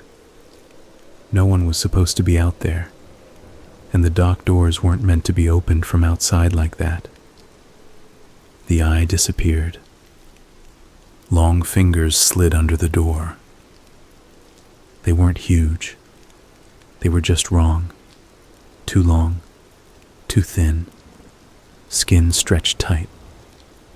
My brain kept trying to make them look normal and failing. The fingers pulled. The door lifted a little. A cold draft pushed under it, damp and sharp, like a chemical smell mixed with something burnt. Malik whispered, "No." And for once he sounded like he meant it. The door dropped hard, rattling the whole bay. For a second we stood there, stunned. Then it lifted again, faster. A pale head slid in under the rising door. Hairless. The shape of it was off in a way that made me feel sick. The eyes were set too far apart. It pushed inside on those long hands. And it was wearing a torn warehouse vest with the company logo. Malik swung his baton. The thing caught it with one hand like it weighed nothing. Malik pulled back, straining. I heard a crack. Malik's wrist. And he screamed. The baton clattered to the floor. My radio gave me static. Malik's did too. My phone showed no signal. The warehouse had dead spots, but this felt deliberate. We backed away down the main aisle. The thing crawled after us. Slow. Steady. It didn't rush. It didn't need to. I pulled Malik into a side aisle toward the returns cage, a fenced section inside the warehouse. I had the key for the padlock. My hands shook so bad I dropped it once, then got it open. We slammed the gate and locked it. The returns cage smelled like wet cardboard and spoiled food. A lot of returns are broken or leaking. It's not a place you want to spend time. The thing stopped outside the chain link. It didn't shake the fence. It didn't climb. It touched the wire lightly, like it was feeling the pattern. Then it reached for the lock. The chain link sagged. Not bent, changed. The weave loosened like it was turning soft. A gap opened. The thing pushed its fingers through. The smell got stronger, chemical and burnt. I grabbed a metal pole from a shelf and hit its hand. It pulled back. No blood. Just a mark like I'd struck tough plastic. It stared at me through the fence. Then it smiled. Small. Calm. And it crawled away. I didn't feel relief. I felt like it was choosing its next move. We tried the emergency exit inside the returns cage to get to the yard. The bar wouldn't move. Not locked. Held from the other side. We heard scraping beyond it. Then a woman's voice, quiet and strained. "Help." Malik looked at me like he wanted me to say it wasn't real. It sounded real. That's what scared me. Not a distorted whisper. A normal voice, tired and scared. Then the voice stopped. The door flexed inward, just a little, like someone heavy leaned on it. We ran back out of the returns cage and toward the office area. The office double doors were locked from the inside. That shouldn't happen either. Behind us, steady footsteps approached. Not crawling now. Someone walking. The woman's voice came from the aisle behind us. "Please." Under it, I heard a faint wet clicking, like joints moving wrong. We went for the side fire exit near the offices. It opened, but the alarm didn't sound. Another wrong detail. The exterior door at the end of that hallway was locked. Then the woman's voice came close, right behind the interior door. "You shouldn't have hit me," it said. The interior door opened inward like someone was pulling it wide. The thing stepped into the hallway upright. Standing made it look almost like a person until you saw the legs. Crooked, bent in a way that looked painful. The vest hung on it like a costume. Its mouth moved, but the words didn't come out right. The voice didn't match the mouth. "You locked me out," it said in that woman's voice. I swung the pole. It felt like hitting dense rubber. It caught the pole and started bending it. Malik lunged with a box cutter. The blade skittered across its vest and left a shallow line. It grabbed Malik by the collar and lifted him just enough that his feet scraped. Malik's face went purple. I jammed the bent pole into the thing's side and shoved. My hands slid on my own sweat. The thing turned its head to me, calm as ever. Then it said, "Quiet," and Malik went limp like someone turned him off. Eyes open, body slack. The thing looked at me and nodded toward the exterior door.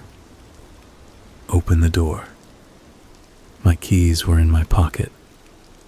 I'm not proud of what I did next. I opened it. Cold air hit us. The yard was dark, security lights off, fence lines swallowed in shadow. The thing stepped out like it was crossing a line it cared about. As it passed the threshold, the voice dropped. Not a man's voice. Something rough, like gravel. "Good," it said. I slammed the door and locked it again. Malik was on the floor breathing shallow. His wrist was swelling. His eyes tracked me like he was trying to stay present. "It's using us," he whispered.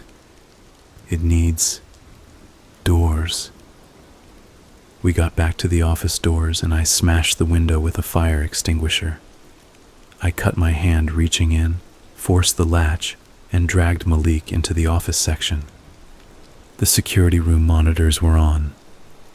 Most camera feeds were dead. One was clear, the security room itself.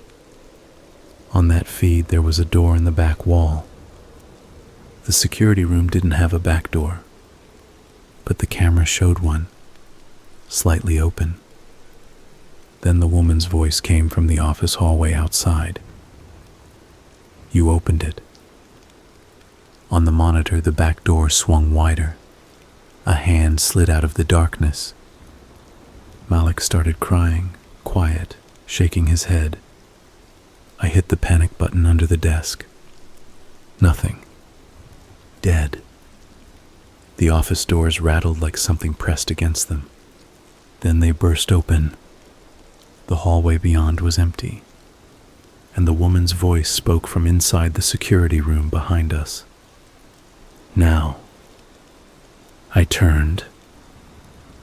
There was a door in the back wall, not on the monitor, in the room. Painted the same color as the wall, like it had always been there. Open. The thing stood in it. Malik slashed.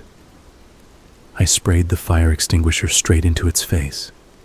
Foam coated its head and vest. It staggered back into the doorway. I shoved it with my shoulder. Its body felt cold, like metal left outside. It grabbed my jacket and tore fabric. I slammed the door shut. For a moment it held. The handle rattled. The door bulged. Malik and I threw our weight into it. Then, from the other side, the gravel voice said softly, "Thank you." The pressure stopped. The door went still. After a while, sirens came. Real ones. Red and blue lights through the windows. Police came in with flashlights and weapons out. My supervisor showed up behind them, pale and shaking. They got Malik onto a stretcher. An officer asked me where the intruder was. I pointed at the back wall. "There," I said. He looked. There was no door, just a blank wall. I walked up and touched it. Solid drywall. I looked back at the monitor. The camera feed still showed a door in the back corner. Closed. Real on the screen. Not there in the room. The police searched the warehouse. They found nothing. Dock 12 was closed and locked. The yard gate was locked. No sign of anyone. They wrote it up as an attempted break-in, maybe a trespasser, maybe someone high, maybe a malfunctioning camera. My supervisor wanted that explanation. Simple, printable. I didn't argue. I didn't know how to put what happened into words that would survive daylight. I quit the next day. Malik never came back. He got a settlement, I heard. I spoke to him once after. He said he'd started checking his doors more than he used to. He'd find one cracked when he knew it was shut. He said he could hear help sometimes from the dark inside a closet. Then he stopped answering. I don't blame him. I don't take jobs with keys anymore. I don't like the sound. I don't like hallways with dead-end doors. I don't stand near loading bays after dark. Once, months later, I drove past that warehouse in daylight. It looked normal. Then I noticed a plain metal door on the side of the building where I didn't remember one being. Painted the same color as the wall. Slightly ajar. I kept driving. I didn't stop to check. I didn't want to be the reason something got to come through again.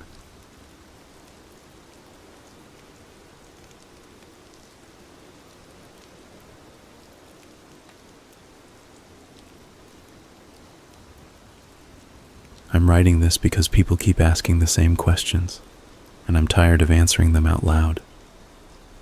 They ask why I stayed. They ask why I didn't call the police sooner. They ask why I didn't run when I had the chance. Some of them ask it like they're curious. Some ask it like they're trying to be kind. A few ask it like I'm lying. I don't think there's a sentence that makes it make sense. There's no single moment where you can point and go, that's where she should have left. It was a bunch of small moments piled on top of each other until I couldn't tell which way was up. And then, in the end, there were the big moments. The kind you can't come back from. I met Ryan at a friend's birthday dinner. He was the guy who helped carry the extra chairs without being asked. He laughed at the right parts of people's stories. He was careful with everyone else's feelings in a way that made you think he was just good. That's what I told myself. That's what everyone else told me too. I didn't have a dramatic childhood. I didn't have a string of bad relationships. I wasn't looking for someone to save me. I had a steady job at a dental office, a small circle of friends, and a cheap apartment that smelled like the Thai place downstairs. Ryan asked for my number at the end of the night, like it was no big deal. He didn't do the thing where men act like they're doing you a favor by liking you. He looked a little nervous, which was probably the hook. I remember thinking, okay, this one might be safe. The first few months were normal. Better than normal, honestly. He texted good morning. He made dinner. He listened. He listened so hard I felt seen in a way I wasn't used to. If I said I liked a certain brand of tea, it showed up in his cabinet the next week. If I mentioned my mom's favorite flowers, he remembered it. It felt like I finally met someone who paid attention. The first time he lost his temper was over something stupid. We were trying to find a parking spot for a movie. A guy in a pickup slid into the space Ryan had been waiting for.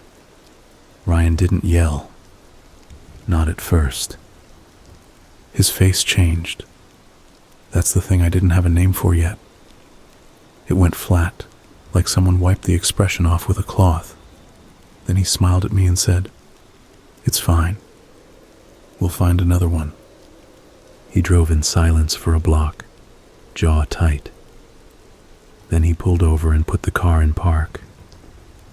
"I could have killed him," he said, like he was telling me what he ate for lunch. I laughed, because I thought he was joking. He turned and looked at me, and his eyes were steady. "I'm serious," he said. It was such a weird thing to say that I didn't know what to do with it. I told him he was just stressed. I said it happens. He nodded and kissed my forehead. He put the car back in drive and we found a different spot. In the theater, he held my hand and whispered jokes during the previews. Later in bed, he was gentle. The human brain loves a neat story. It wants to sort people into good or bad. It wants to believe a violent man looks violent all the time. Ryan didn't. That's part of why this still feels like a trap I walked into with my eyes open. The controlling stuff didn't start as controlling. It started as concern. Text me when you get home. Did you lock your door? Who's that guy you were talking to? I'd had boyfriends who didn't care if I fell off the planet. Ryan cared. It felt nice. Then it became, "Why didn't you answer your phone?" Then it became, "I don't like you going out with Jenna. She's a bad influence." Jenna was my coworker. She was loud and funny and had a habit of saying what everyone else was thinking. Ryan didn't like her because she didn't like him. Jenna wasn't subtle about it. The first time she met him, she smiled too widely and said, "So you're the famous Ryan?" He laughed, but later in the car he said, "She's fake." I said, "She's just protective." He said, "Of what?" The way he said it made me feel like I'd accused him of something, like I had to prove he didn't deserve protection. I spent the next week doing little things to make sure he felt chosen. That's how it works. You start adjusting yourself.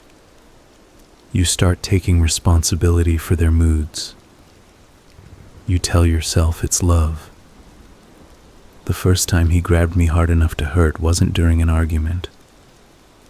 It was when we were laughing. We were in his kitchen, and I was teasing him because he always oversalted his pasta water. He came up behind me and wrapped his arms around my waist, then suddenly tightened. Not playful. My breath caught. "Ryan," I said, half laughing. Okay. He held the squeeze for a second longer than a joke. Then he let go and kissed the side of my head. "Don't make fun of me," he said softly. He smiled right after, like it was nothing. I rubbed my ribs later and told myself I was being dramatic. A month after that, we fought for the first time in a real way. I don't even remember what sparked it. Something about me wanting to go to my sister's place on Saturday, and him wanting to stay in. His voice got sharp. "You always want to run off," he said. "I'm not running off," I said. "It's my sister."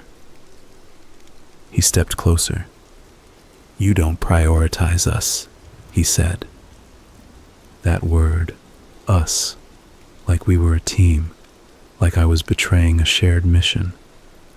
I said, "You're being unfair." He slapped the counter. "Not near me." but loud enough that my whole body jumped.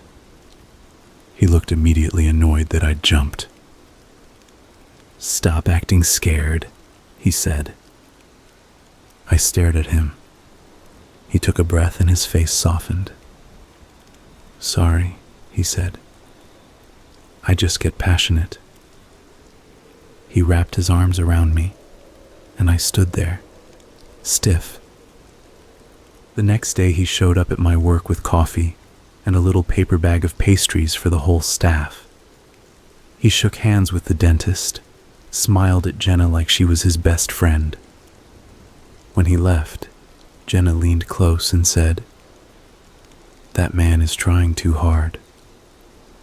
I told her she was being paranoid. I wish I could say I knew then.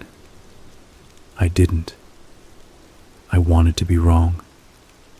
I wanted him to be what he pretended to be. We moved in together after 8 months. It wasn't a big decision in my head. It just seemed practical. His lease was up. My apartment was small. He had a better place lined up. An older house on the edge of town. Not fancy, but solid. He said it would be ours. I remember walking through it the first time. The living room had scuffed wood floors. The kitchen smelled like old paint. There was a back room that had been some kind of den, and the previous owners had built shelves into one wall. The basement was unfinished. Concrete floor, low ceiling, one bare light bulb. Ryan stood at the bottom of the stairs and said, "We could turn this into a gym." The house felt quiet. Not spooky quiet. Just empty. I didn't think about the quiet until later, after I learned what it could hide. The first week in the house, Ryan started making rules. He didn't call them rules. He said, "I think it's better if we keep our shoes by the door so dirt doesn't get tracked in." He said, "Let's not leave dishes overnight. It attracts bugs." He said, "I want the door locked at all times, even during the day."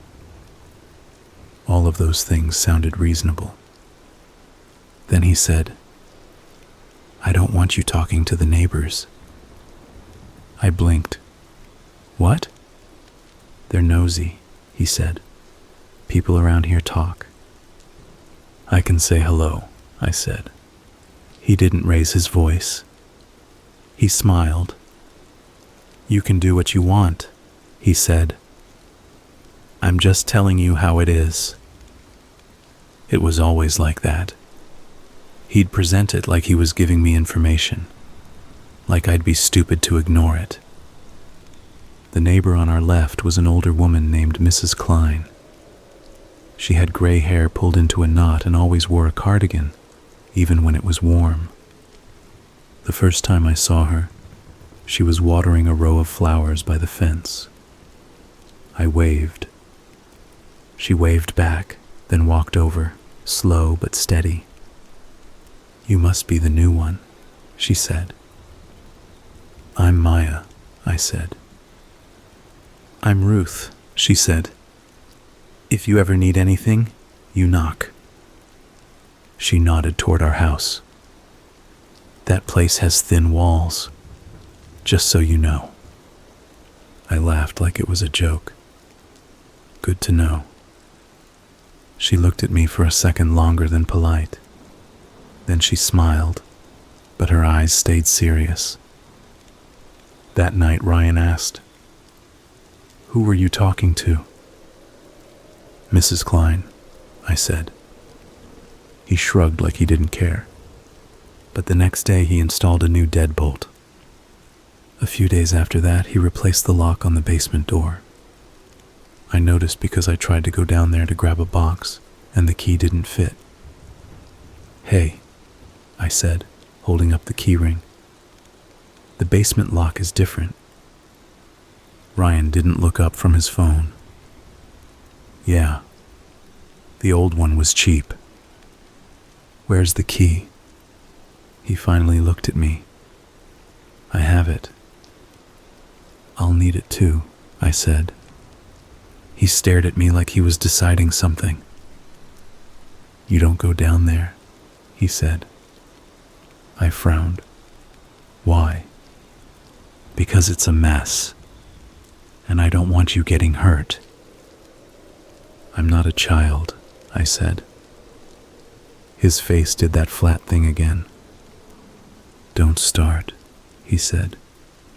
The tone was calm. The message wasn't. I didn't say anything else. Later he brought me a bottle of wine and put on a movie like none of it mattered. I told myself it was a quirk. I told myself couples have boundaries. Looking back, it feels like I was standing in front of a door, and he was taking the doorknob off in front of me. And I still didn't want to admit what that meant. The first time he hit me was after a dinner with my sister. My sister, Erin, lives in the city. She has 2 kids and a husband who looks tired all the time, but in a decent way. They have clutter, noise, a dog that sheds. Ryan didn't like going there. He said it was chaotic. He said Erin's husband didn't respect him. That night, Erin asked me to help her clear plates. We were in the kitchen, away from everyone. You okay? She asked. I froze. Yeah.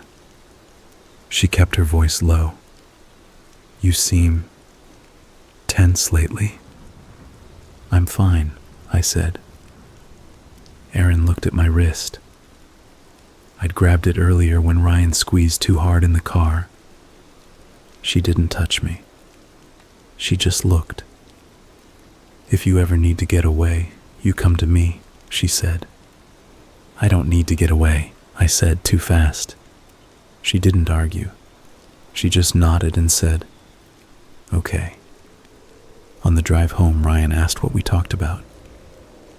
Nothing, I said. He glanced at me. You always say nothing when it's something. It was just family stuff. He tapped the steering wheel. Did you tell her about us? About us? I repeated.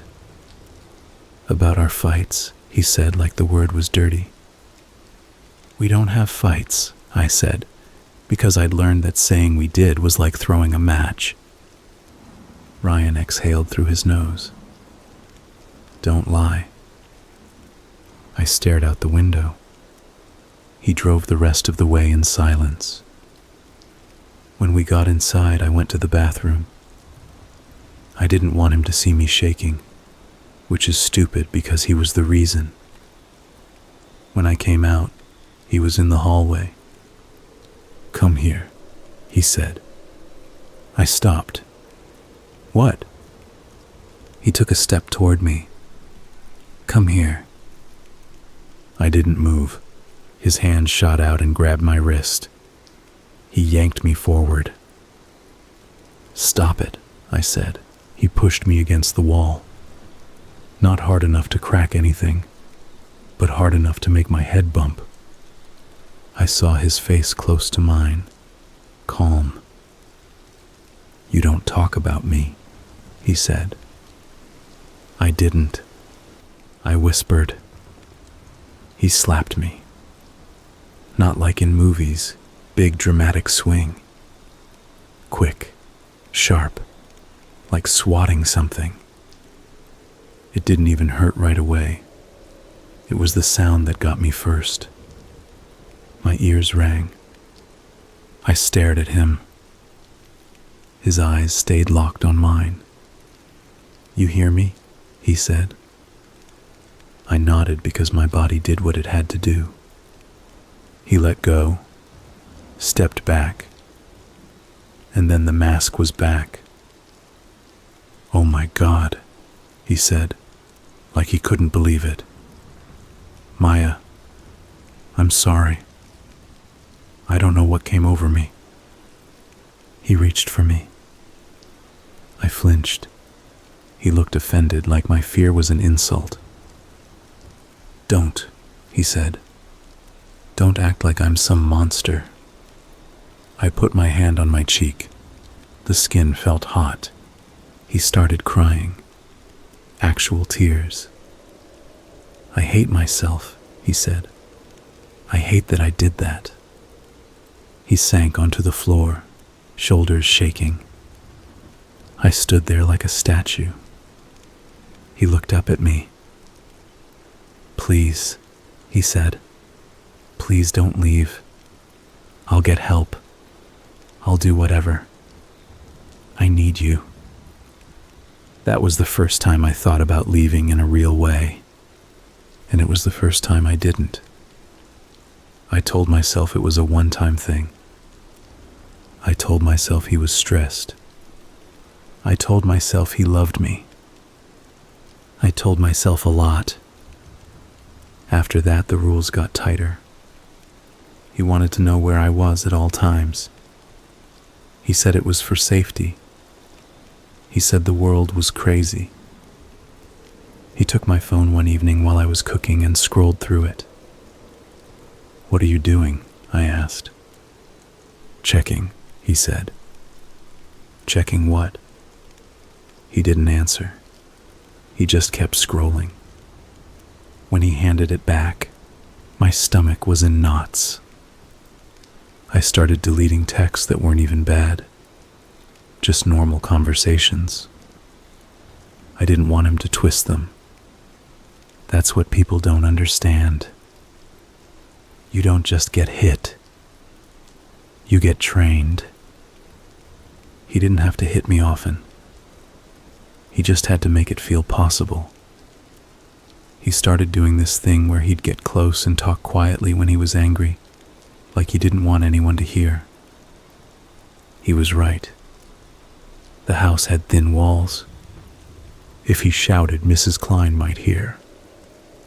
If he whispered, only I did. I began timing my life around his moods. If he came home in a good mood, I could breathe. If he came home with his mouth tight and his eyes flat, I tried to be invisible. One day at work, Jenna asked me to go out for drinks after. "I can't," I said. She watched me for a second. "Is it Ryan?" I forced a smile. "He just doesn't like me going out late." "That's not normal," she said. I shrugged. "He worries." Jenna leaned in. "Maya, I'm not trying to start something. I'm telling you, I've seen this before. It gets worse." I felt my throat tighten. "He's not like that." Jenna sighed. "Okay, but if you ever need..." "I don't," I snapped. Too loud. She held up her hands. "All right." I went to the bathroom and stared at my face in the mirror until I stopped shaking. That night, Ryan asked why I looked upset. "I'm tired," I said. He watched me. "Did Jenna say something?" My stomach dropped. He didn't even work with us. He didn't have access, unless he'd looked through my phone. "I don't know what you mean," I said. He smiled. "I know she doesn't like me." I didn't answer. He stepped closer, and his voice went soft. "You and me," he said. "We're a unit. Everybody else is noise." He touched my chin, tilting my face up. "Don't let anyone get in your head," he said. I nodded. He kissed me like it was a reward. Later, I lay awake, staring at the ceiling, listening to the house settle. I used to like quiet. In that house, quiet felt like a threat. Mrs. Klein came over once, about 2 months after we moved in. I was outside taking the trash to the curb. Ryan was inside on a work call. Mrs. Klein waved from her porch and walked over. "Can I ask you something?" she said. My heart jumped. "Sure." She lowered her voice. "Are you all right over there?" I swallowed. "Yeah." She didn't smile. "I hear things." I felt heat rush up my neck. We have arguments." "It's nothing." Ruth's eyes stayed on mine. "He ever put his hands on you?" The question hit like a slap. I glanced toward our front door. "No," I lied. Ruth nodded slowly, like she expected it. "I'm not trying to meddle," she said. "But I've lived next to men like him." "He's not," I started. Ruth lifted her hand, stopping me. "Honey, I'm old. I don't have hobbies. I don't make up stories for fun." My throat felt tight. She leaned closer. "If you need a phone, you come here. If you need somewhere to sit, you come here. You don't have to explain." I nodded because my voice was gone. Ruth patted my arm gently and walked back to her porch. When I went inside, Ryan was off the call. "Who were you talking to?" he asked. I tried to keep my face neutral. "Mrs. Klein. She was just saying hi." Ryan stared at me. "Don't," he said. "Don't what?" "Don't get close to her," he said. "I told you." My hands clenched around the trash bag still in my grip. "She seems nice," I said. Ryan's smile came back, the polite one. "Nice doesn't mean safe," he said. "Nice people talk." "It's just neighbors," I said. He stepped forward and his voice turned hard. "Don't argue with me," he said. I dropped the trash bag and went to the kitchen. He followed. "I'm trying to protect you," he said. I didn't look at him. He grabbed my shoulder. Not painful, but firm. "Look at me," he said. I turned. "Look at me," he said. I turned. His eyes were wide, intense. "I have your best interest," he said. "Always." My stomach twisted. I nodded. He let go and smoothed my hair like he was fixing something. "Good," he said. "We're good." That night I woke up to the sound of the front door opening. I sat up, heart pounding. Ryan wasn't in bed. I listened. The house was quiet. Then I heard the basement door. A soft click. I lay back down, pretending to sleep, staring at the dark. I heard his footsteps in the hallway a few minutes later.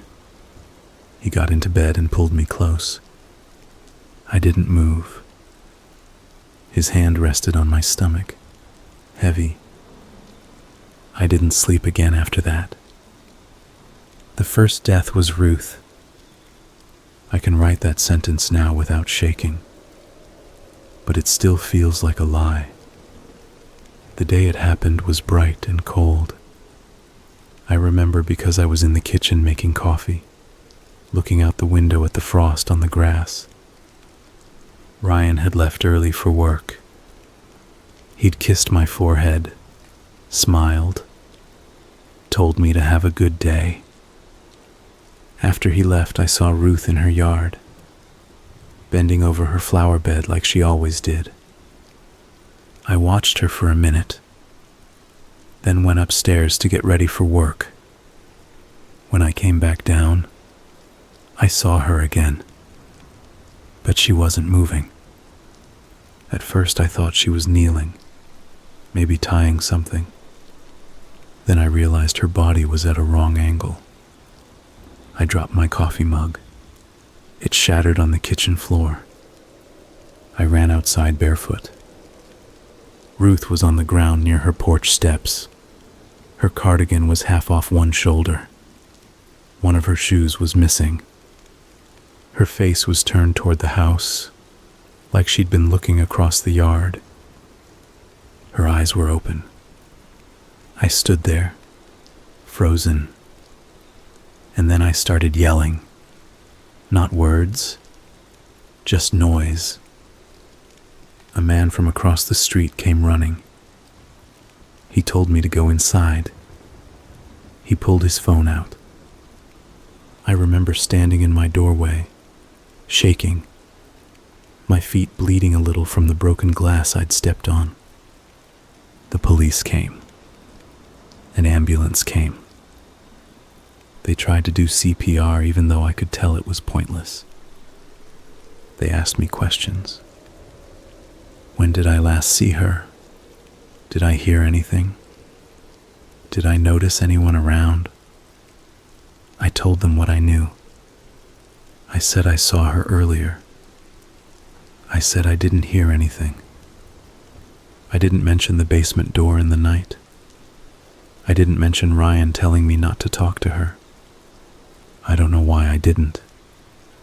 Fear is part of it. Another part is that my brain still couldn't connect those dots. Ruth was old. People fall. People have heart attacks.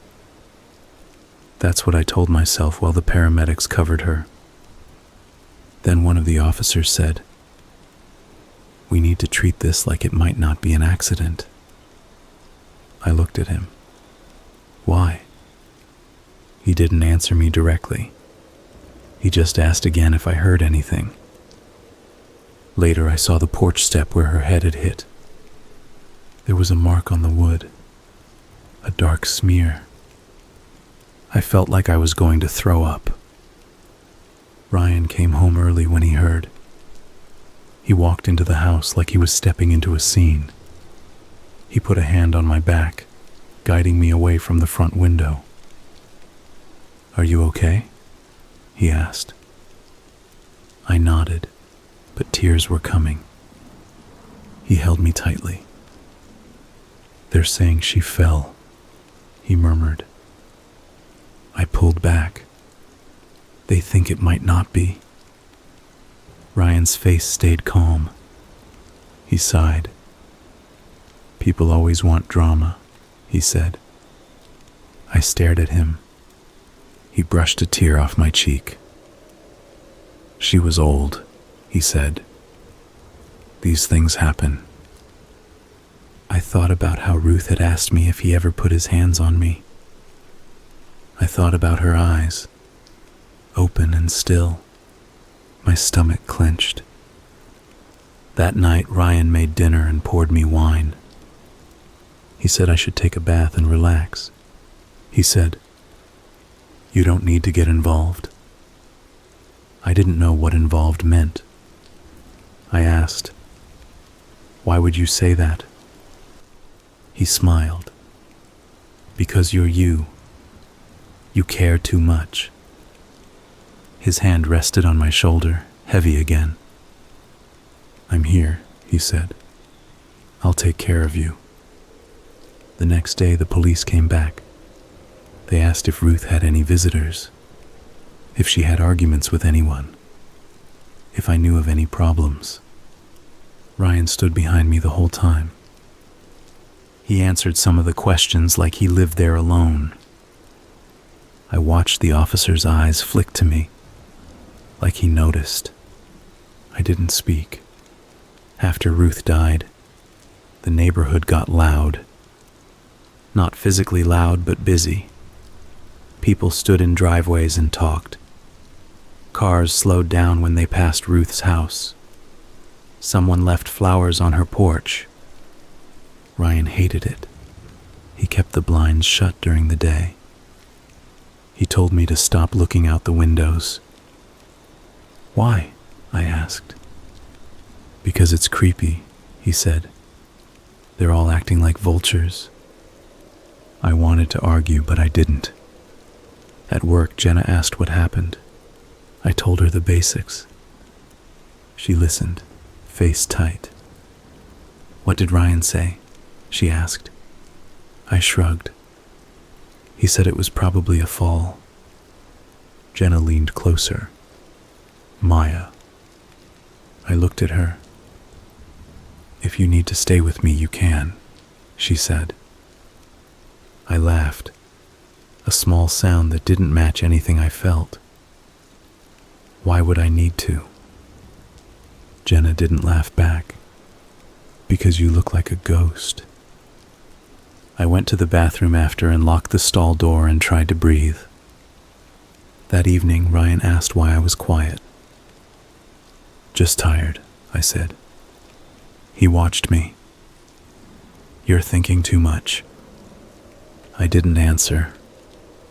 He moved closer, crowding me near the sink. You don't need to be scared, he said. I'm not scared, I lied. His hand slid around my throat. Not choking, not squeezing, just resting there. My whole body went cold. Ryan's voice was gentle. You don't need to be scared, he repeated. I couldn't speak.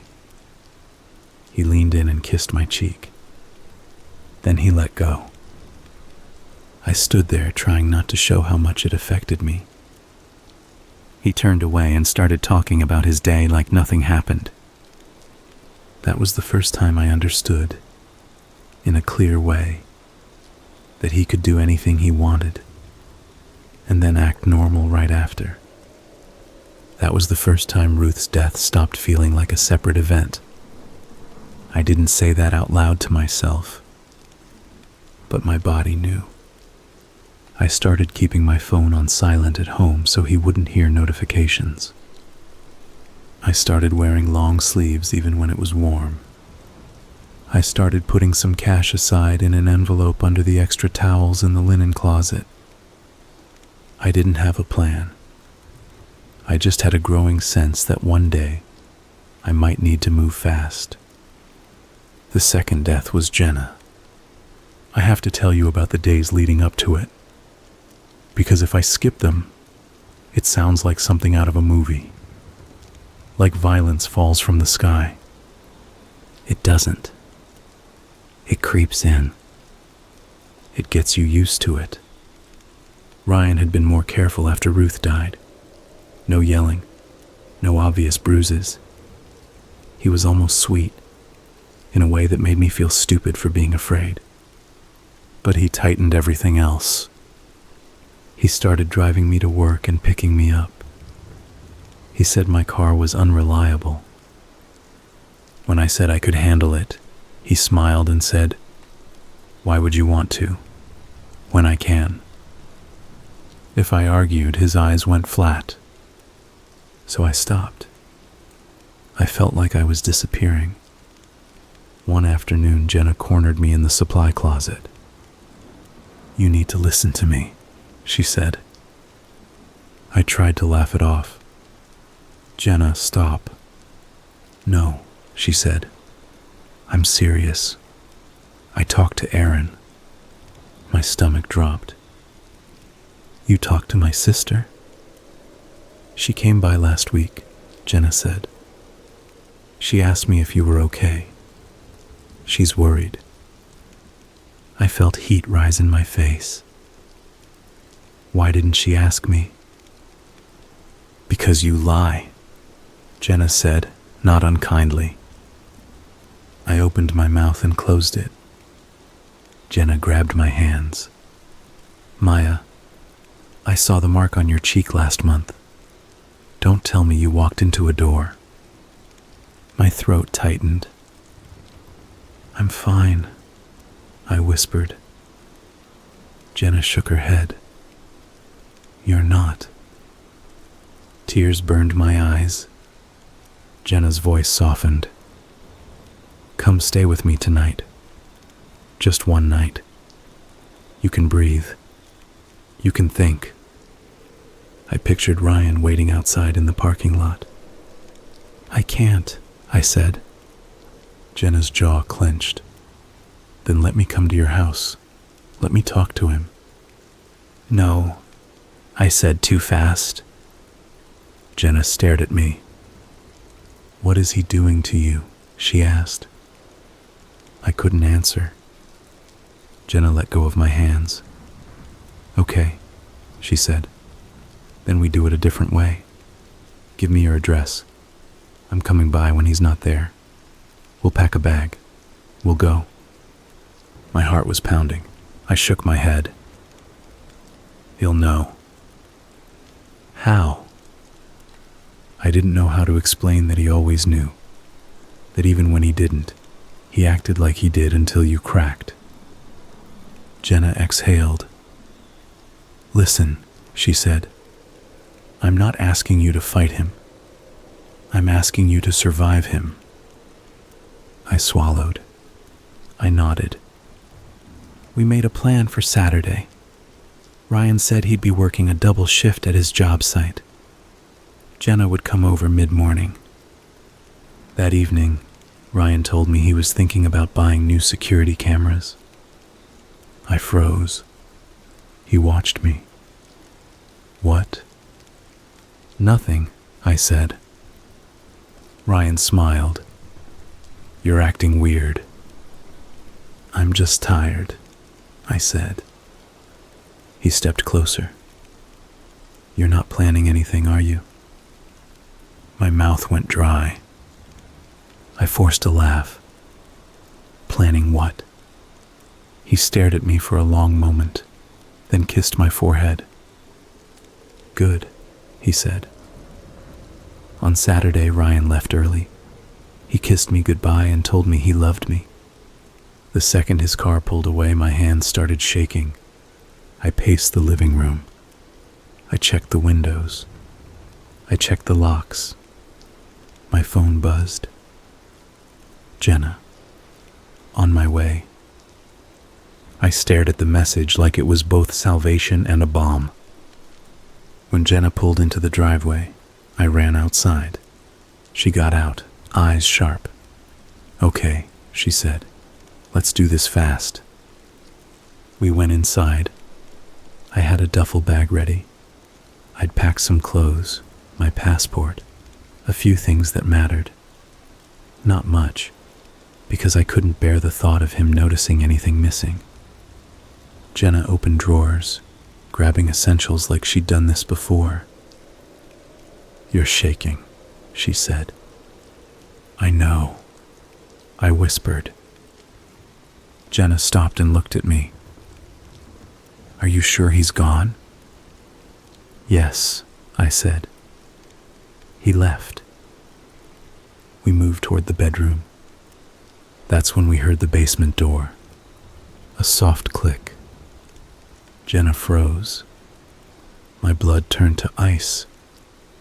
I hadn't seen Ryan's car come back. I hadn't heard it. But the basement door didn't open on its own. Jenna whispered, "Who else has a key?" "No one," I whispered back. The basement door opened slowly. Ryan stepped into the hallway. He wasn't supposed to be home. He looked at Jenna like she was an insect. "Who's this?" he asked. Jenna stood straight. "I'm her friend," she said. "We're leaving." Ryan smiled. "You're not," he said. Jenna grabbed my arm. "Maya, go," she said low. My legs didn't move. Ryan walked toward us. Jenna put herself between us. "Back up," she said. Ryan didn't speed up. He didn't rush. He just kept walking. He looked calm, like he'd been waiting for this. Jenna pulled her phone out. Ryan's hand flashed out and slapped it to the floor. The phone clattered, Screen cracking. Jenna lunged for it. Ryan grabbed her by the hair and yanked her back. She screamed. I made a sound, but it didn't come out like a word. Ryan dragged Jenna toward the kitchen. She clawed at his arm, kicking. He slammed her into the counter. The sound was sickening. Not dramatic, just a hard thud of bone against wood. Jenna sagged. Ryan kept a hand tangled in her hair, holding her up like she weighed nothing. He looked at me. Go to the living room, he said. I didn't move. His eyes narrowed. Now, he said. I stumbled backward, tears blurring my vision. I sat on the couch like my body belonged to someone else. From the living room, I could see part of the kitchen doorway. I heard Jenna coughing, choking, trying to breathe. I heard Ryan's voice low. You thought you could take her, he said. Jenna made a sound like she was trying to speak. I tried to stand. Ryan's head turned toward me. Sit, he said. I sat. The next few minutes are burned into me, but not in a clean way. It's pieces. Ryan's hand on Jenna's throat. Jenna's feet scraping on the floor. A chair tipping over. Jenna's eyes wide, searching. I couldn't move. I hate writing that. I hate admitting it. I want to tell you I fought him. I want to tell you I grabbed a knife. I didn't. My body shut down. By the time I could stand, the sounds had stopped. Ryan dragged Jenna's body out of view. He came back into the living room, wiping his hands on a dish towel like he'd spilled something. He sat in the armchair across from me. His breathing was steady. He looked at me for a long time. Then he said, "Now you know." I stared at him. My mouth opened and closed. He leaned forward. "I told you," he said. "Everybody else's noise." I started shaking harder. Ryan's voice stayed soft. "She came into my house," he said. "She tried to take what's mine." I made a sound that might have been a sob. Ryan sighed, like I was inconveniencing him. "Get up," he said. I didn't. He stood. He walked over and grabbed my wrist. Pain shot up my arm. He pulled me to my feet. "Look at me," he said. I looked. His eyes were calm. "You're going to do exactly what I say," he said, "or you end up like her." He released my wrist. "Now," he said, "you're going to help me clean." There are things people imagine when they hear clean. They imagine blood everywhere, like a horror movie. Real life is uglier and quieter. Ryan didn't let it be messy. He made it efficient. He told me to get trash bags. He told me to get cleaning supplies. I moved like a robot. I kept thinking Jenna would suddenly sit up and breathe, like my brain couldn't accept that she was gone. But when I saw her again, I knew. She was on the kitchen floor behind the island. Her face was bruised. Her lips were slightly open, like she'd been about to say something. I started to wail. Ryan slapped me. Not hard enough to knock me down, but enough to shock me. "Stop," he said. I pressed my hand to my cheek.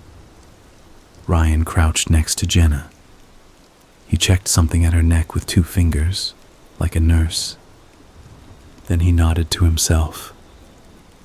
He looked at me. "You did this," he said. I stared at him. He smiled. "You brought her here," he said. "You forced my hand." My stomach heaved. I ran to the sink and threw up. Ryan stood behind me, hand on the back of my neck. "Breathe," he said. His voice sounded almost kind. I realized then that he could switch that on whenever he wanted. Kindness wasn't a feeling. It was a tool. When I finished, he handed me a glass of water. "Good," he said. "Now we fix this." He didn't panic. He didn't rush. He moved around the kitchen like he'd done it before. He had me wipe surfaces. He made me scrub the floor. At one point I saw his hands. His knuckles were scraped. There was a thin line of blood on one finger. He noticed me looking. He held his hand out. "Get the bandages," he said. I went to the bathroom cabinet, hands shaking. I brought back the bandages. He sat at the table and let me wrap his finger. I was so close to him I could smell his sweat. He watched me like he was studying my face. When I finished, he tilted his head. "You love me," he said. It wasn't a question. I nodded because my body knew what happened when I didn't. He smiled. "Say it." "I love you," I whispered. Ryan leaned back, satisfied. Then he said, "We're going to take her car." I blinked. "What?" "Her car is outside," he said. "It can't stay there." My mind struggled to keep up. He stood and walked toward the window. He peeked through the blinds. "Good," he said. "No one's out." He turned to me. "Get her keys." I stared at him. He smiled. "Or I go get them myself. And you don't want that. You want to help me. You want to keep us safe." I looked at Jenna's jacket on the floor. Her purse was near the doorway. I went to it and rummaged with numb fingers until I found her keychain. It had a little metal charm that said strong. I almost laughed. Instead, I handed it to Ryan. He took it and kissed my forehead. "Good girl," he said. My stomach twisted. He made me go with him outside. The air was cold. The sky was pale. Jenna's car sat in our driveway like it had always belonged there. Ryan got in the driver's seat. He told me to sit in the passenger seat. As we pulled away, I looked back at the house. It looked normal. I thought about Ruth saying the walls were thin. I thought about how a person could die in that kitchen, and the house could still look like a house. Ryan drove to a parking lot near an empty strip of businesses. He parked Jenna's car, wiped the steering wheel and door handle with a cloth, then tossed the cloth in a bag. He looked at me. "You're going to say she left," he said. "You're going to say you had a fight, and she stormed out. You're going to say you don't know where she went." I stared at him. He leaned close. "If you mess this up," he said, "I will fix it, and you won't like how." He pulled back, smiled, and patted my knee. "Let's go home," he said. The next day, Jenna's mom called my phone. My hands shook as I stared at the screen. Ryan was in the living room watching me. "Answer," he said. I swallowed and picked up. "Hello?" I said. "Maya?" Jenna's mom's voice was tight. Have you seen Jenna? I closed my eyes. Ryan's gaze didn't move. I forced my voice to stay steady. She came by yesterday, I said. We had an argument. She left. There was a pause. What kind of argument? Jenna's mom asked. I thought I was going to faint. Ryan leaned forward slightly. I don't know, I said. She was upset. She said she needed space. Jenna's mom exhaled. She didn't come home last night. I'm sorry, I whispered. If she calls you.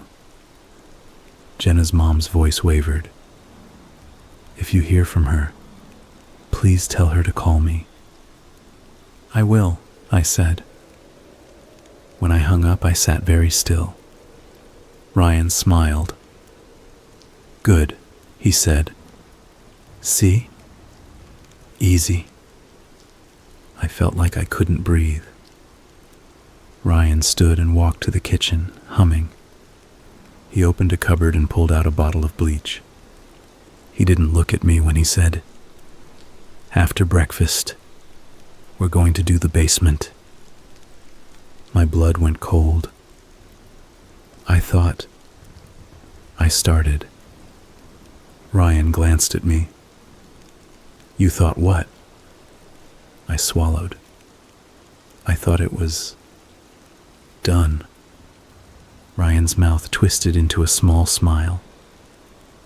Nothing is done until I say it is, he said.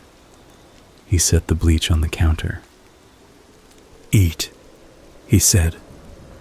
I forced myself to chew toast that tasted like cardboard. After, he led me to the basement door. He unlocked it with a key from his pocket. He opened the door. The smell that came up from the basement was sharp, chemical. My stomach lurched. Ryan stood behind me, his hand on my back. Down, he said. I stepped onto the stairs. The basement light flickered. The concrete floor looked damp in places. There were shelves along one wall like I remembered. But now I noticed something else. A drain in the floor. I hadn't noticed it before. Ryan walked past me and flipped on another light near the back. The room brightened. In the far corner was a heavy plastic tarp laid out, like someone had been painting. On top of it were cleaning supplies, gloves, a stack of trash bags. My hands started shaking. Ryan looked back at me. You see? He said, almost proud. I'm prepared. My throat tightened. I couldn't look at the tarp. Ryan walked to a metal cabinet I hadn't seen before. He unlocked it. Inside were more supplies and something else. A box of IDs, wallets, a woman's scarf. I stared. Ryan followed my gaze.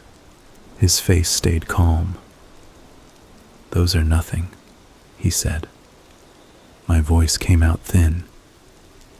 What is this? Ryan stepped closer. You don't ask questions, he said. I couldn't stop staring. There were photos in some of the wallets. Smiling faces. People with lives. Ryan's hand closed around my throat again. Not squeezing, just holding. He leaned in close. You're mine, he said. You don't get to look at other people. I couldn't breathe right. He released me. Gloves, he said.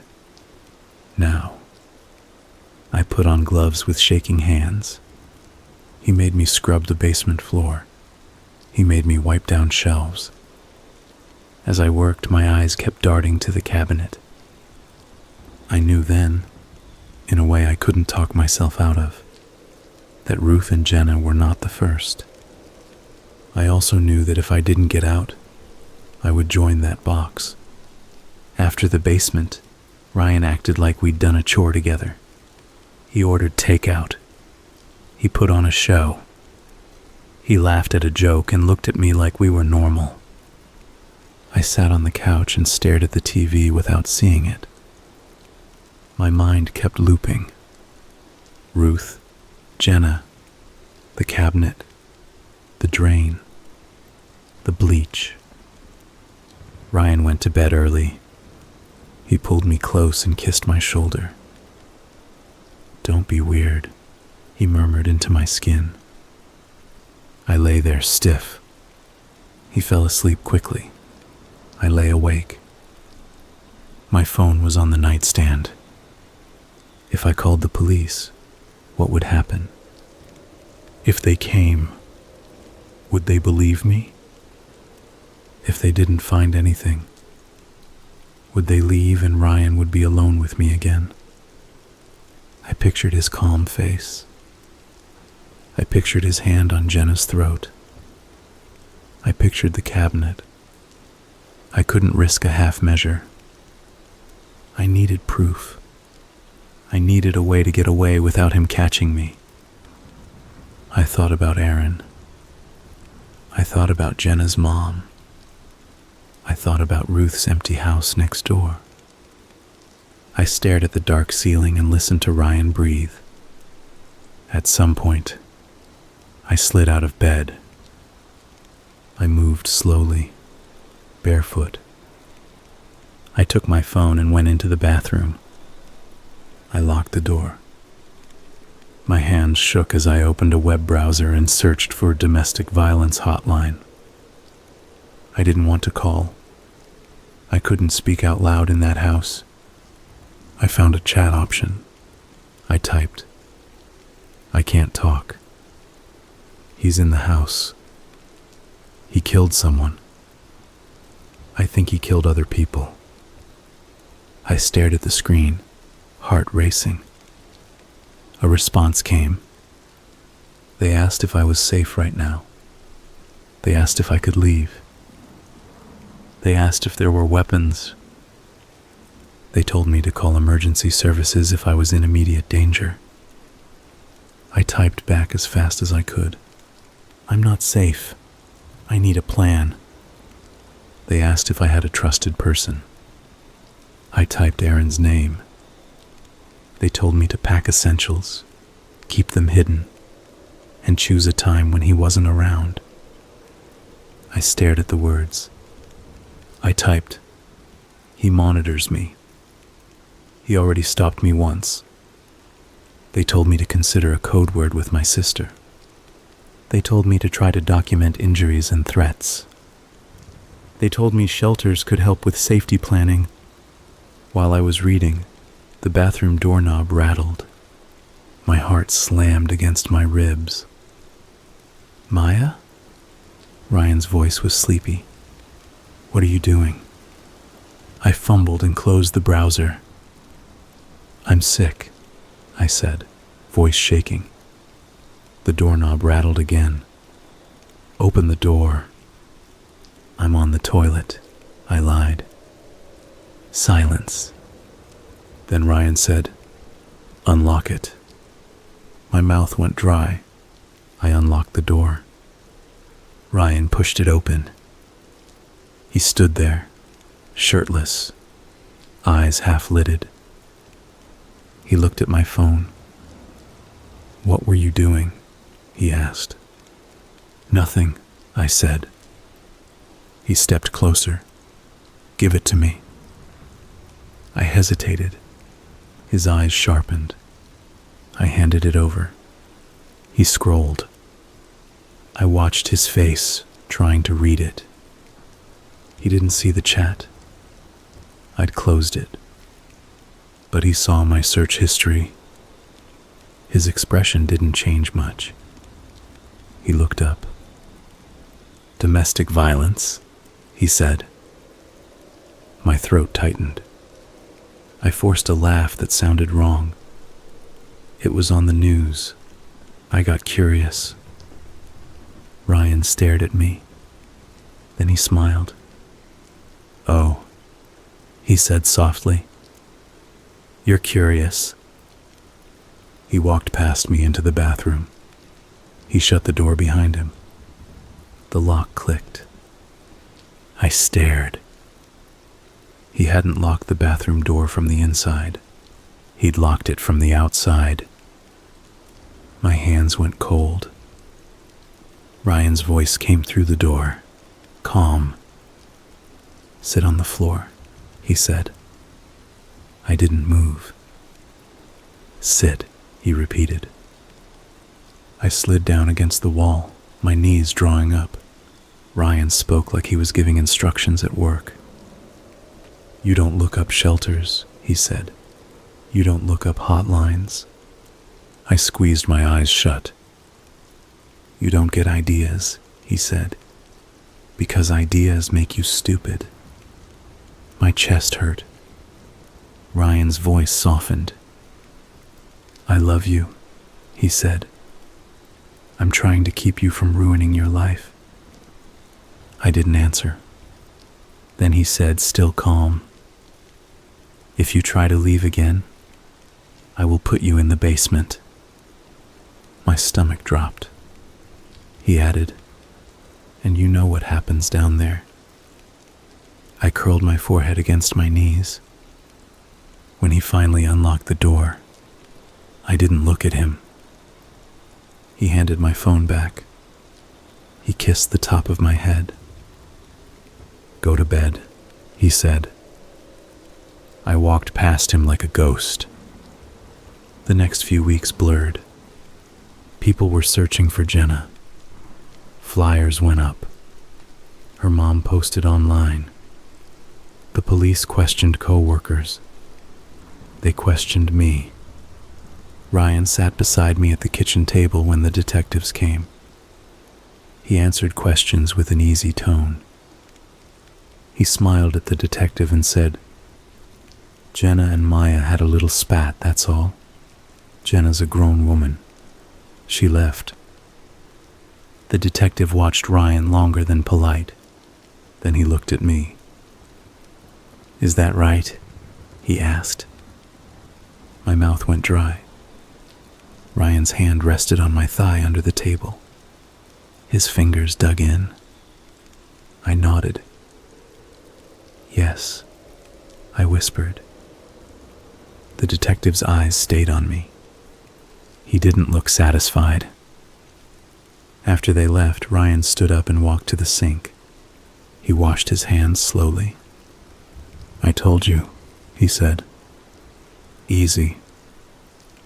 I stared at the table. Ryan dried his hands. He turned and said, "Now you're going to behave." I nodded. Inside, something shifted. Not courage, not strength, something simpler. A decision. I realized that if I didn't do something, he would keep going. He would keep collecting. Maybe he'd already planned for me to be part of it. I started watching him in a different way. I paid attention to his patterns.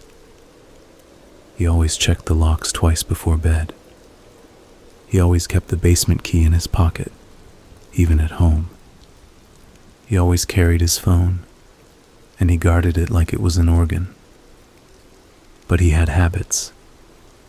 He took a shower every morning. He left his pants on the bathroom floor.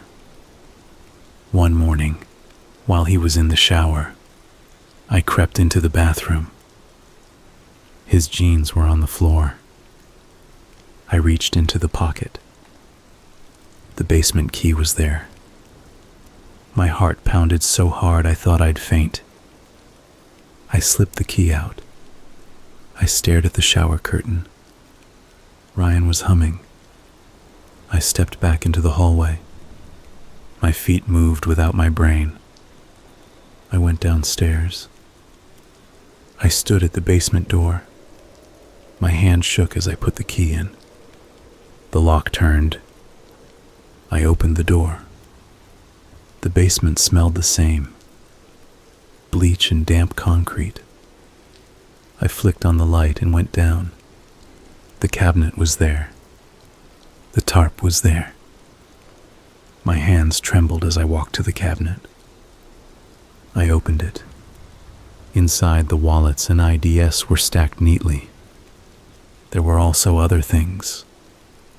A small notebook. A set of keys on a key ring with different colored tags. A roll of duct tape. I swallowed hard. I grabbed the notebook. I flipped it open. It wasn't a diary. It wasn't poetry. It was a list.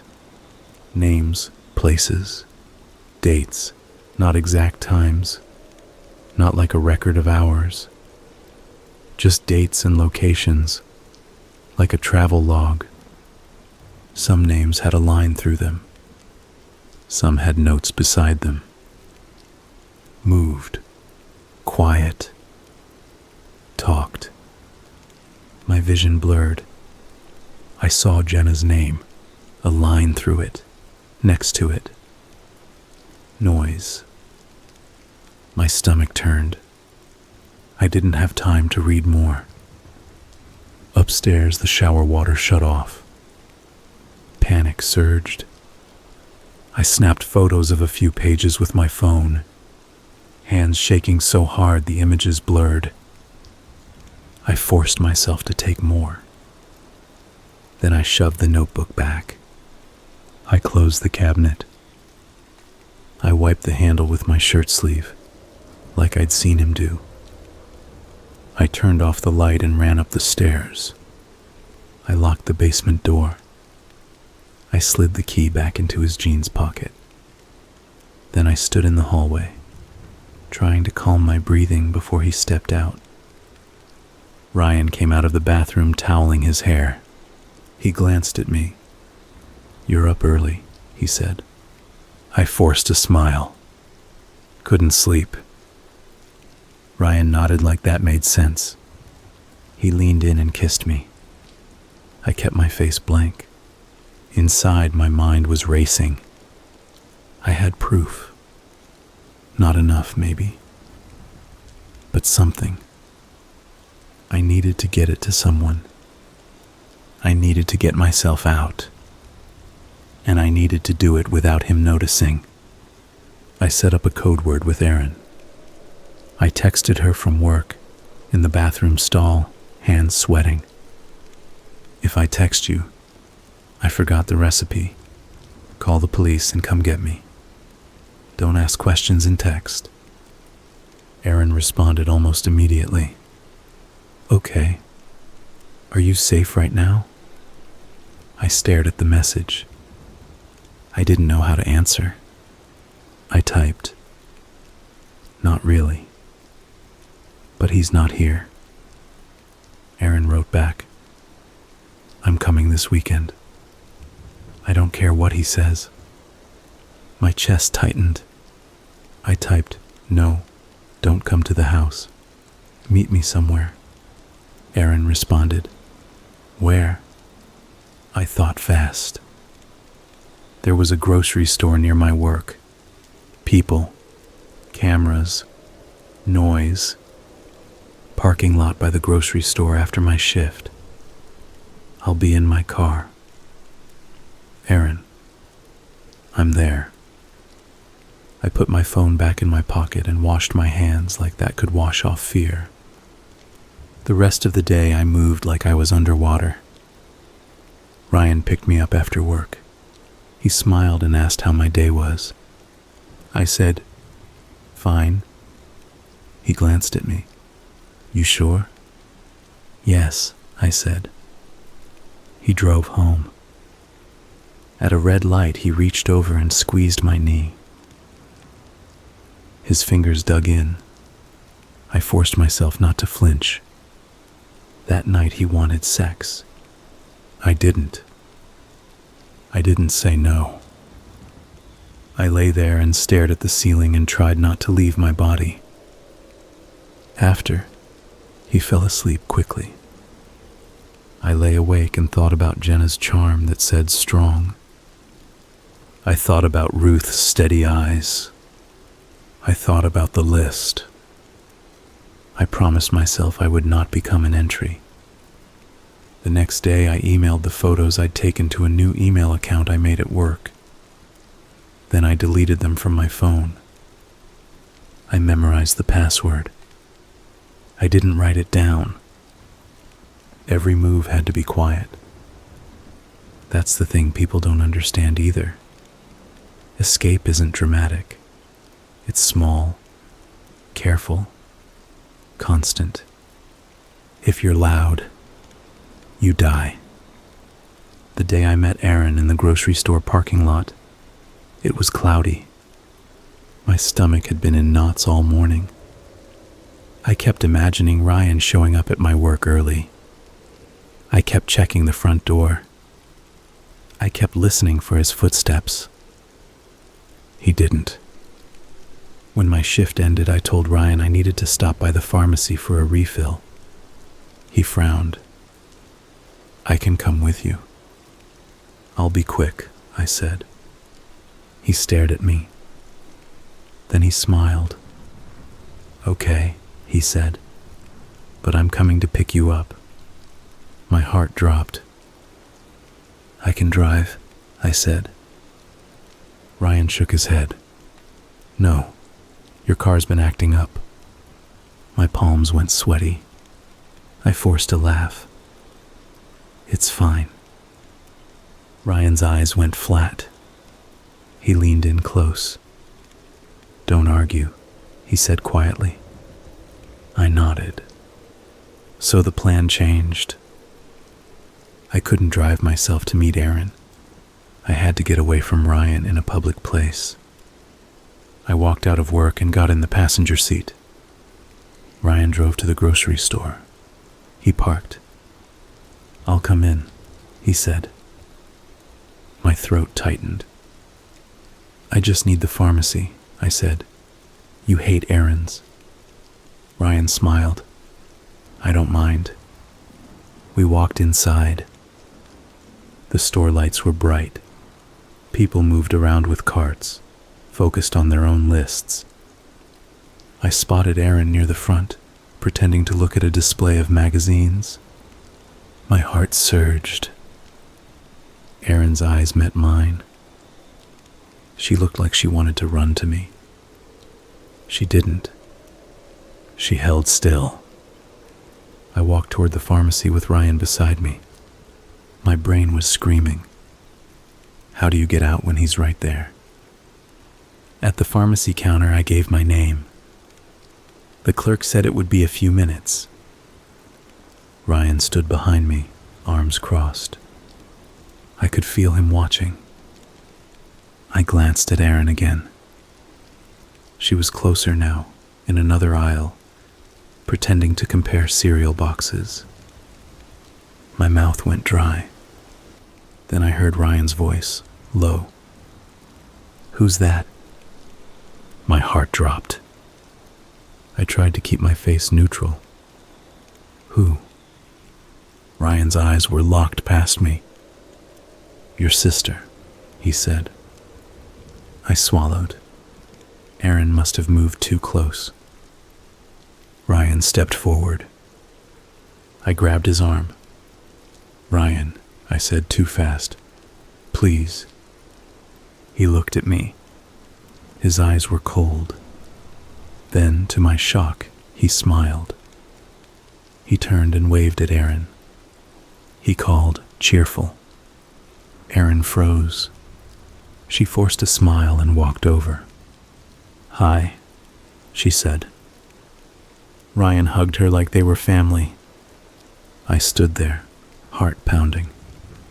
Ryan stepped back and said, "What a coincidence." Erin's eyes flicked to me. I knew she could see my fear. Ryan put an arm around my shoulders. "You should have told me your sister was here," he said, still smiling. I couldn't speak. Erin said, "I was just in the area." Ryan nodded. Well, you can come over for dinner sometime. Maya's been meaning to invite you. Aaron's smile tightened. Sure. The clerk called my name. I turned to the counter like it was a lifeline. Ryan stayed behind me. I picked up the bag. My mind raced. This was not going to work. Not here. Not like this. As we walked out, Ryan chatted with Aaron about nothing. He was charming. He was normal. If someone had looked at us, they would have seen a couple and a sister. They wouldn't have seen the threat in his hand resting on my back. They wouldn't have seen how Aaron's eyes kept flicking to exits. At the doors, Ryan said, "Good seeing you." Aaron nodded. Then Ryan turned me toward the car. As we walked, he leaned close. "You're getting sloppy," he whispered. My stomach dropped. I didn't answer. He opened my door. He waited until I was inside. Then he walked around and got in. He didn't start the car. He sat in silence. My hands were clenched in my lap. Finally, he said, "You wanted to meet her." It wasn't a question. Tears burned my eyes. Ryan's voice stayed calm. "Why?" I shook my head. Ryan sighed. He started the car and drove. He didn't go home. He took a turn onto a side road. Trees blurred past. My heart hammered. "Ryan," I whispered. He didn't look at me. He drove until we reached an empty stretch near a small wooded area. He pulled over. He put the car in park. Then he turned and looked at me. His face was flat. "You're going to listen," he said. I nodded, tears spilling. He reached into the glove box. He pulled out a small zip tie. My blood went cold. He held it up. "Do you know what this is?" he asked. I nodded, shaking. Ryan smiled slightly. "I don't want to hurt you," he said. My stomach twisted. "But you make me," he said. He reached for my wrist. I jerked back. His eyes narrowed. "Stop," he said. I couldn't. I scrambled for the door handle. He lunged. His hand grabbed my hair, yanking me back. Pain shot through my scalp. I screamed. Ryan slammed my head against the window. Stars burst behind my eyes. He held me there, breathing steady. Then he said, right in my ear, "You're not leaving me." My body went limp. He released my hair. He tucked the zip tie back into the glove box like it was a receipt. He started driving again. When we finally pulled into our driveway, my hands were shaking so hard I could barely unbuckle my seatbelt. Ryan got out first.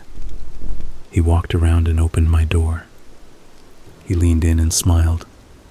"Act normal," he said. I got out. My legs felt weak. Ryan's hand rested lightly on my back as we walked inside. The house was quiet. That night, Ryan didn't hit me. He didn't have to. He made dinner. He talked about work. He laughed at the TV. He kept touching me in small ways. My shoulder, my knee, my hair, like he was reminding me he could.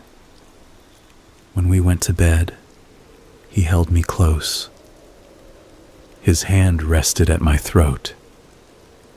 I lay awake, staring at the dark. I thought about Aaron's face. I thought about how I'd brought her into this just by trying. I thought about Jenna. I thought about Ruth. I knew I couldn't rely on anyone else coming to save me. I also knew that if I tried to run again without a real plan, I would end up in the basement. So I did something I never thought I would do. I started acting like Ryan wanted. I smiled more. I laughed at his jokes. I agreed. I apologized even when I didn't know what I was apologizing for. I told him I loved him first. I watched his shoulders loosen when I did. I watched him relax. It made me feel sick, but it also gave me room. When he relaxed, he got sloppy, not with violence, with control. He stopped checking my phone every night. He left his keys on the counter sometimes. He started leaving the basement key in a small dish by the door when he changed clothes.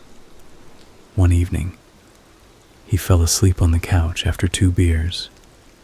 I sat beside him, listening to his breathing. I stared at the key dish. My heart pounded. I stood slowly. I picked up the basement key. I went to the basement door. I unlocked it. I went down. I turned on the light. I opened the cabinet. I took the notebook. I took several wallets. I took a set of keys. My hands shook so hard I nearly dropped everything. I stuffed the items into a grocery bag. Then I stopped because I heard a sound. Footsteps overhead. Ryan was awake. Panic surged. I looked around, desperate. There was nowhere to hide in that basement. The stairs creaked when you moved. I grabbed the grocery bag and ran to the far corner behind the shelves.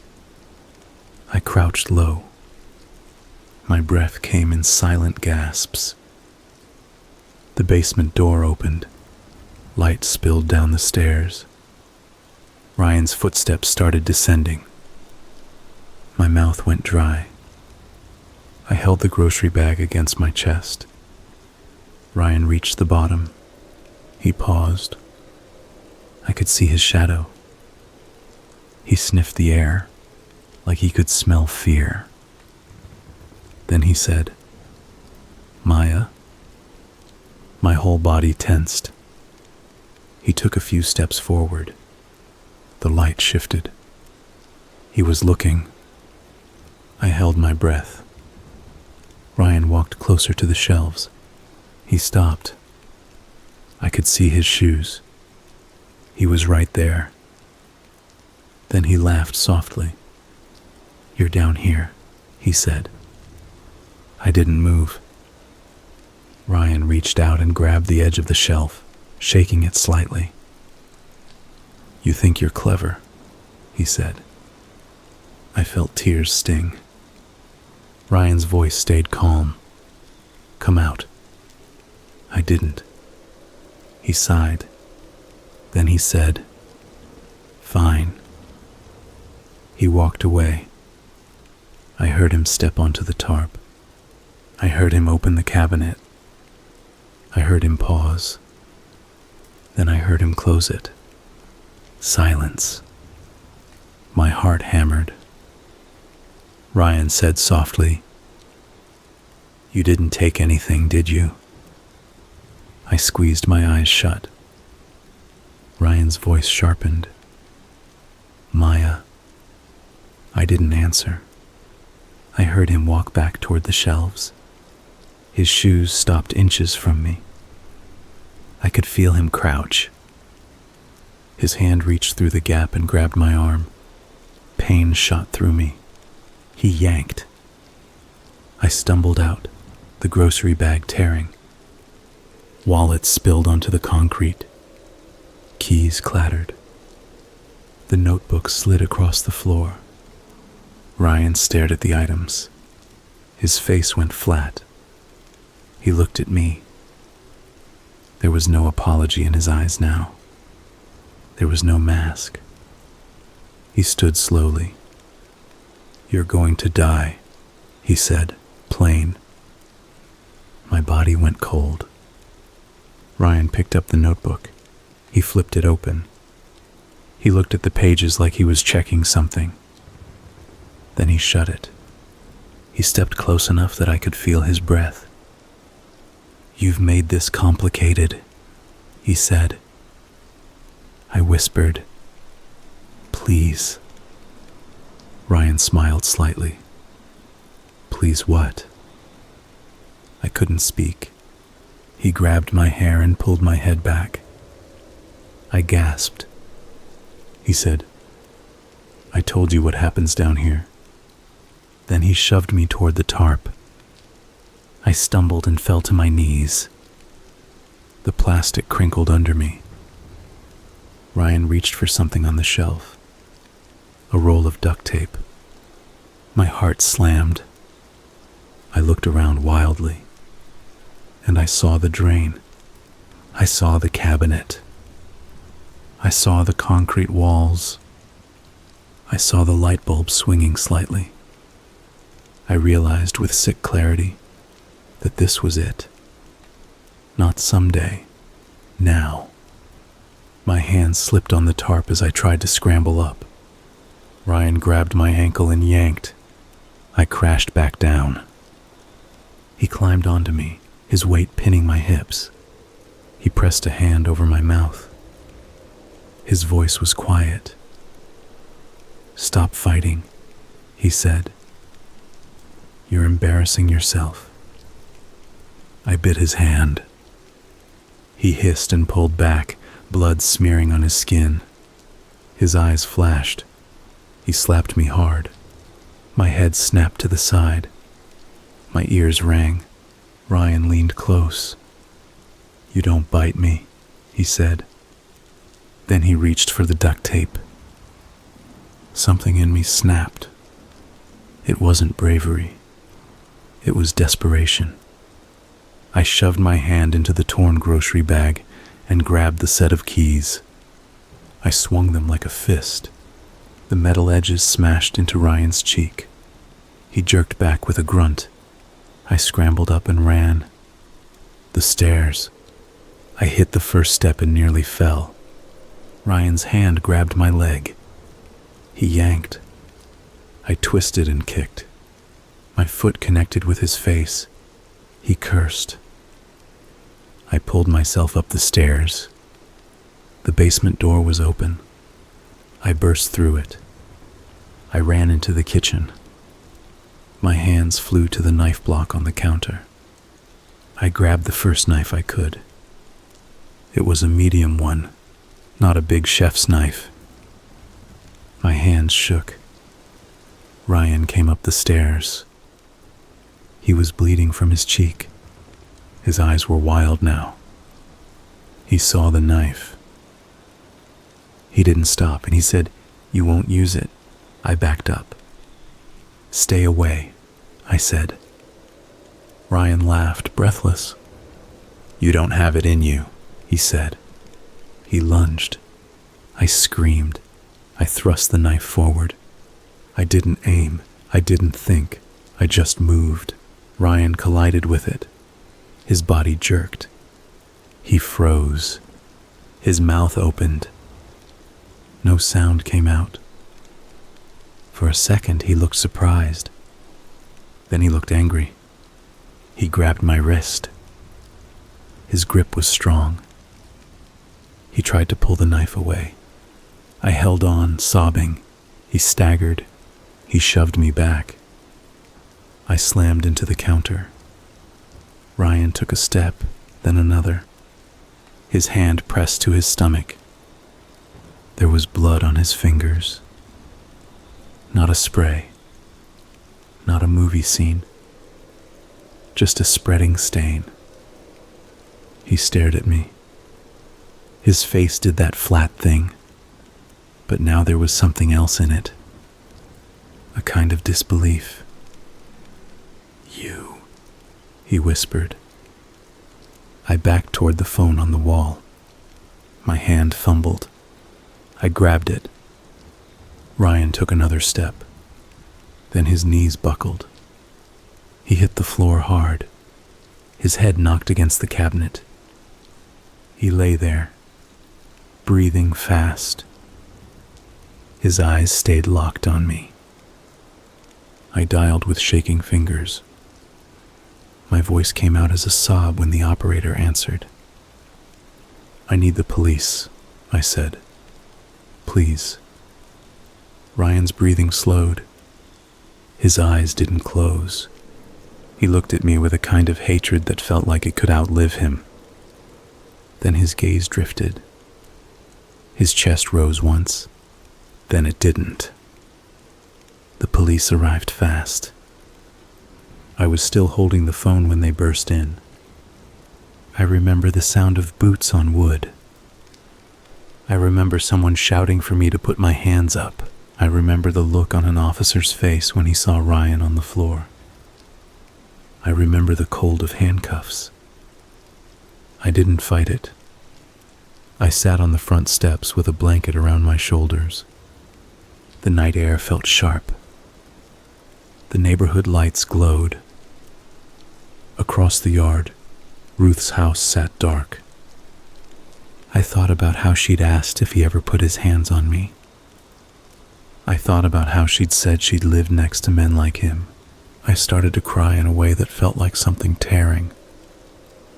A female officer knelt beside me. "Are you hurt?" she asked. I nodded. "Where?" I didn't know how to answer. It wasn't just one place. They took me to the hospital. They photographed bruises. They asked questions. A detective came. Someone I'd seen before. The one who'd looked at me like he didn't believe my story. He sat beside my bed and said, "Maya, we need the truth now." My throat was raw. I said, "He killed Jenna." The detective's face tightened. I said, "He killed Ruth." The detective stared. I told him about the basement. I told him about the cabinet.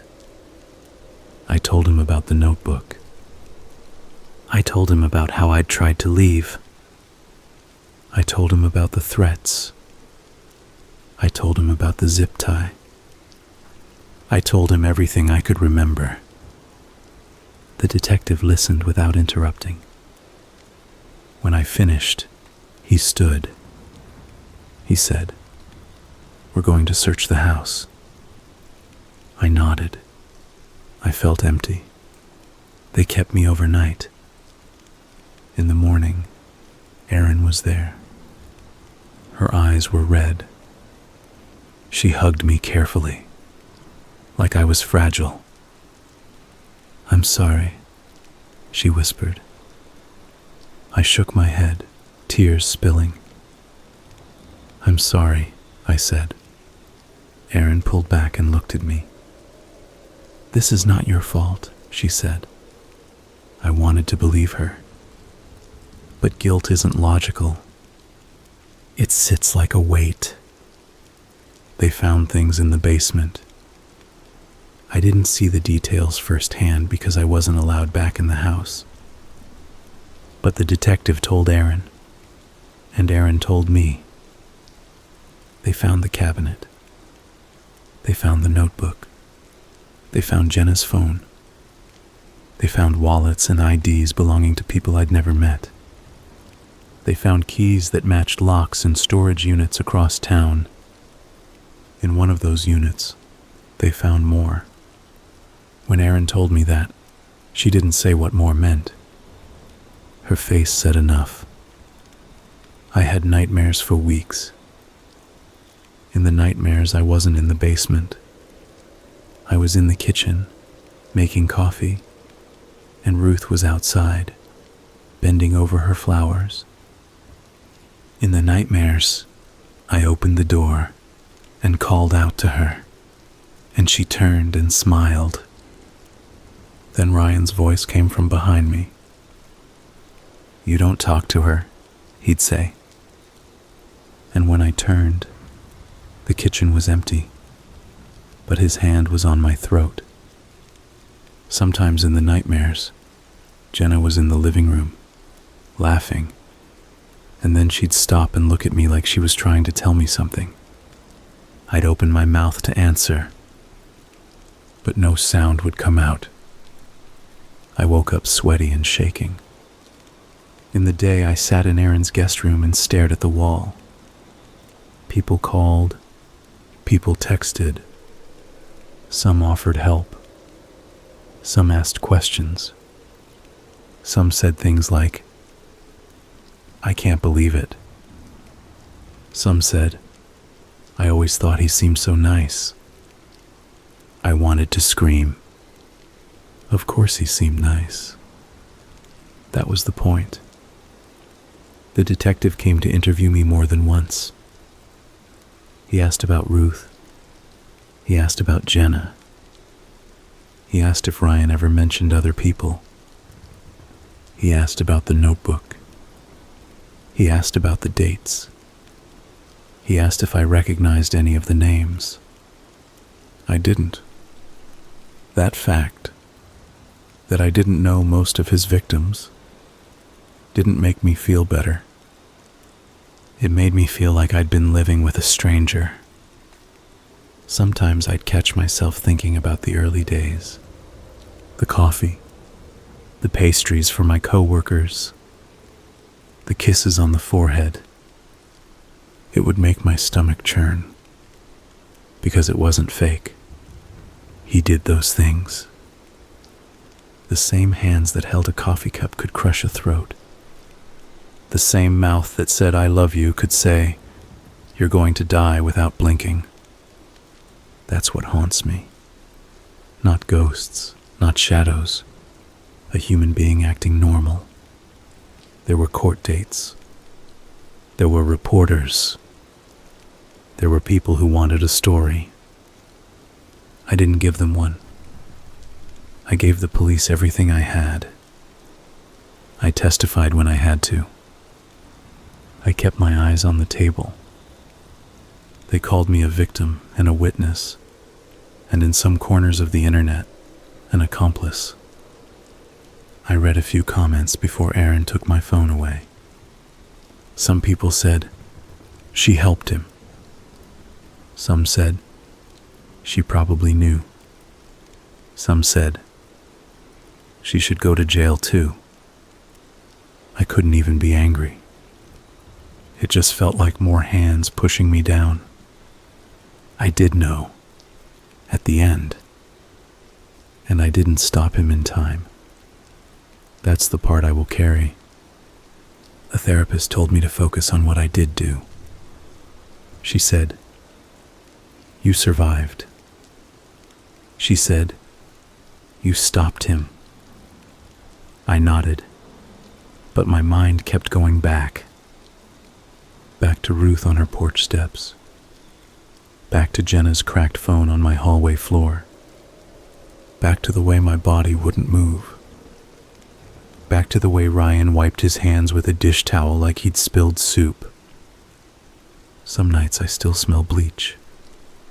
Not because it's there, just because my brain won't let it go. I moved to a different city. I changed my phone number. I don't post my location online. I live in an apartment with other people around. I like hearing footsteps in the hallway now. It makes me feel less alone. Sometimes I see couples arguing in public and my stomach tightens. Sometimes a man's laugh sounds like Ryan's and my skin crawls. I don't date. Not yet. I go to work. I pay bills. I buy groceries. I try to act like a person. Most days I can. But there are moments. Like when I'm washing dishes and I feel someone step behind me. I spin around too fast. No one is there. Or when I'm walking home and I hear a car slow down near me. My heart spikes. I look. It's just someone looking for parking. And still, my hands shake. People think horror is something outside yourself. A monster. A thing. A curse. For me, it was a man I loved. It was a house that looked normal. It was quiet walls and polite smiles. It was the slow way control becomes your heir. It was the way your mind edits reality so you can keep living in it. And it was the moment when the editing failed. When I saw what he was. When he showed me. When he decided I was next. I don't know how many people he killed. I don't know all their names. I know Jenna's. I know Ruth's. I know mine didn't end up on his list because I finally moved. That should feel like a victory. Some days it does. Other days it just feels like luck. If Ruth hadn't talked to me, if Jenna hadn't pushed, if Aaron hadn't believed, if I hadn't found the key, if Ryan had held the knife differently, if I don't get to rewrite it. I only get to tell it. So I'm telling it. Not because it's a story I want to own. Because it happened. And because I want anyone reading this to understand something simple. If you're living in a house where you're afraid of the person who says they love you, that fear is already your answer. It doesn't have to be worse to be real. It doesn't have to leave you in a basement to count. You don't need a body on your kitchen floor before you believe yourself. You can leave when it's still just a hand on your wrist. You can leave when it's still just a look.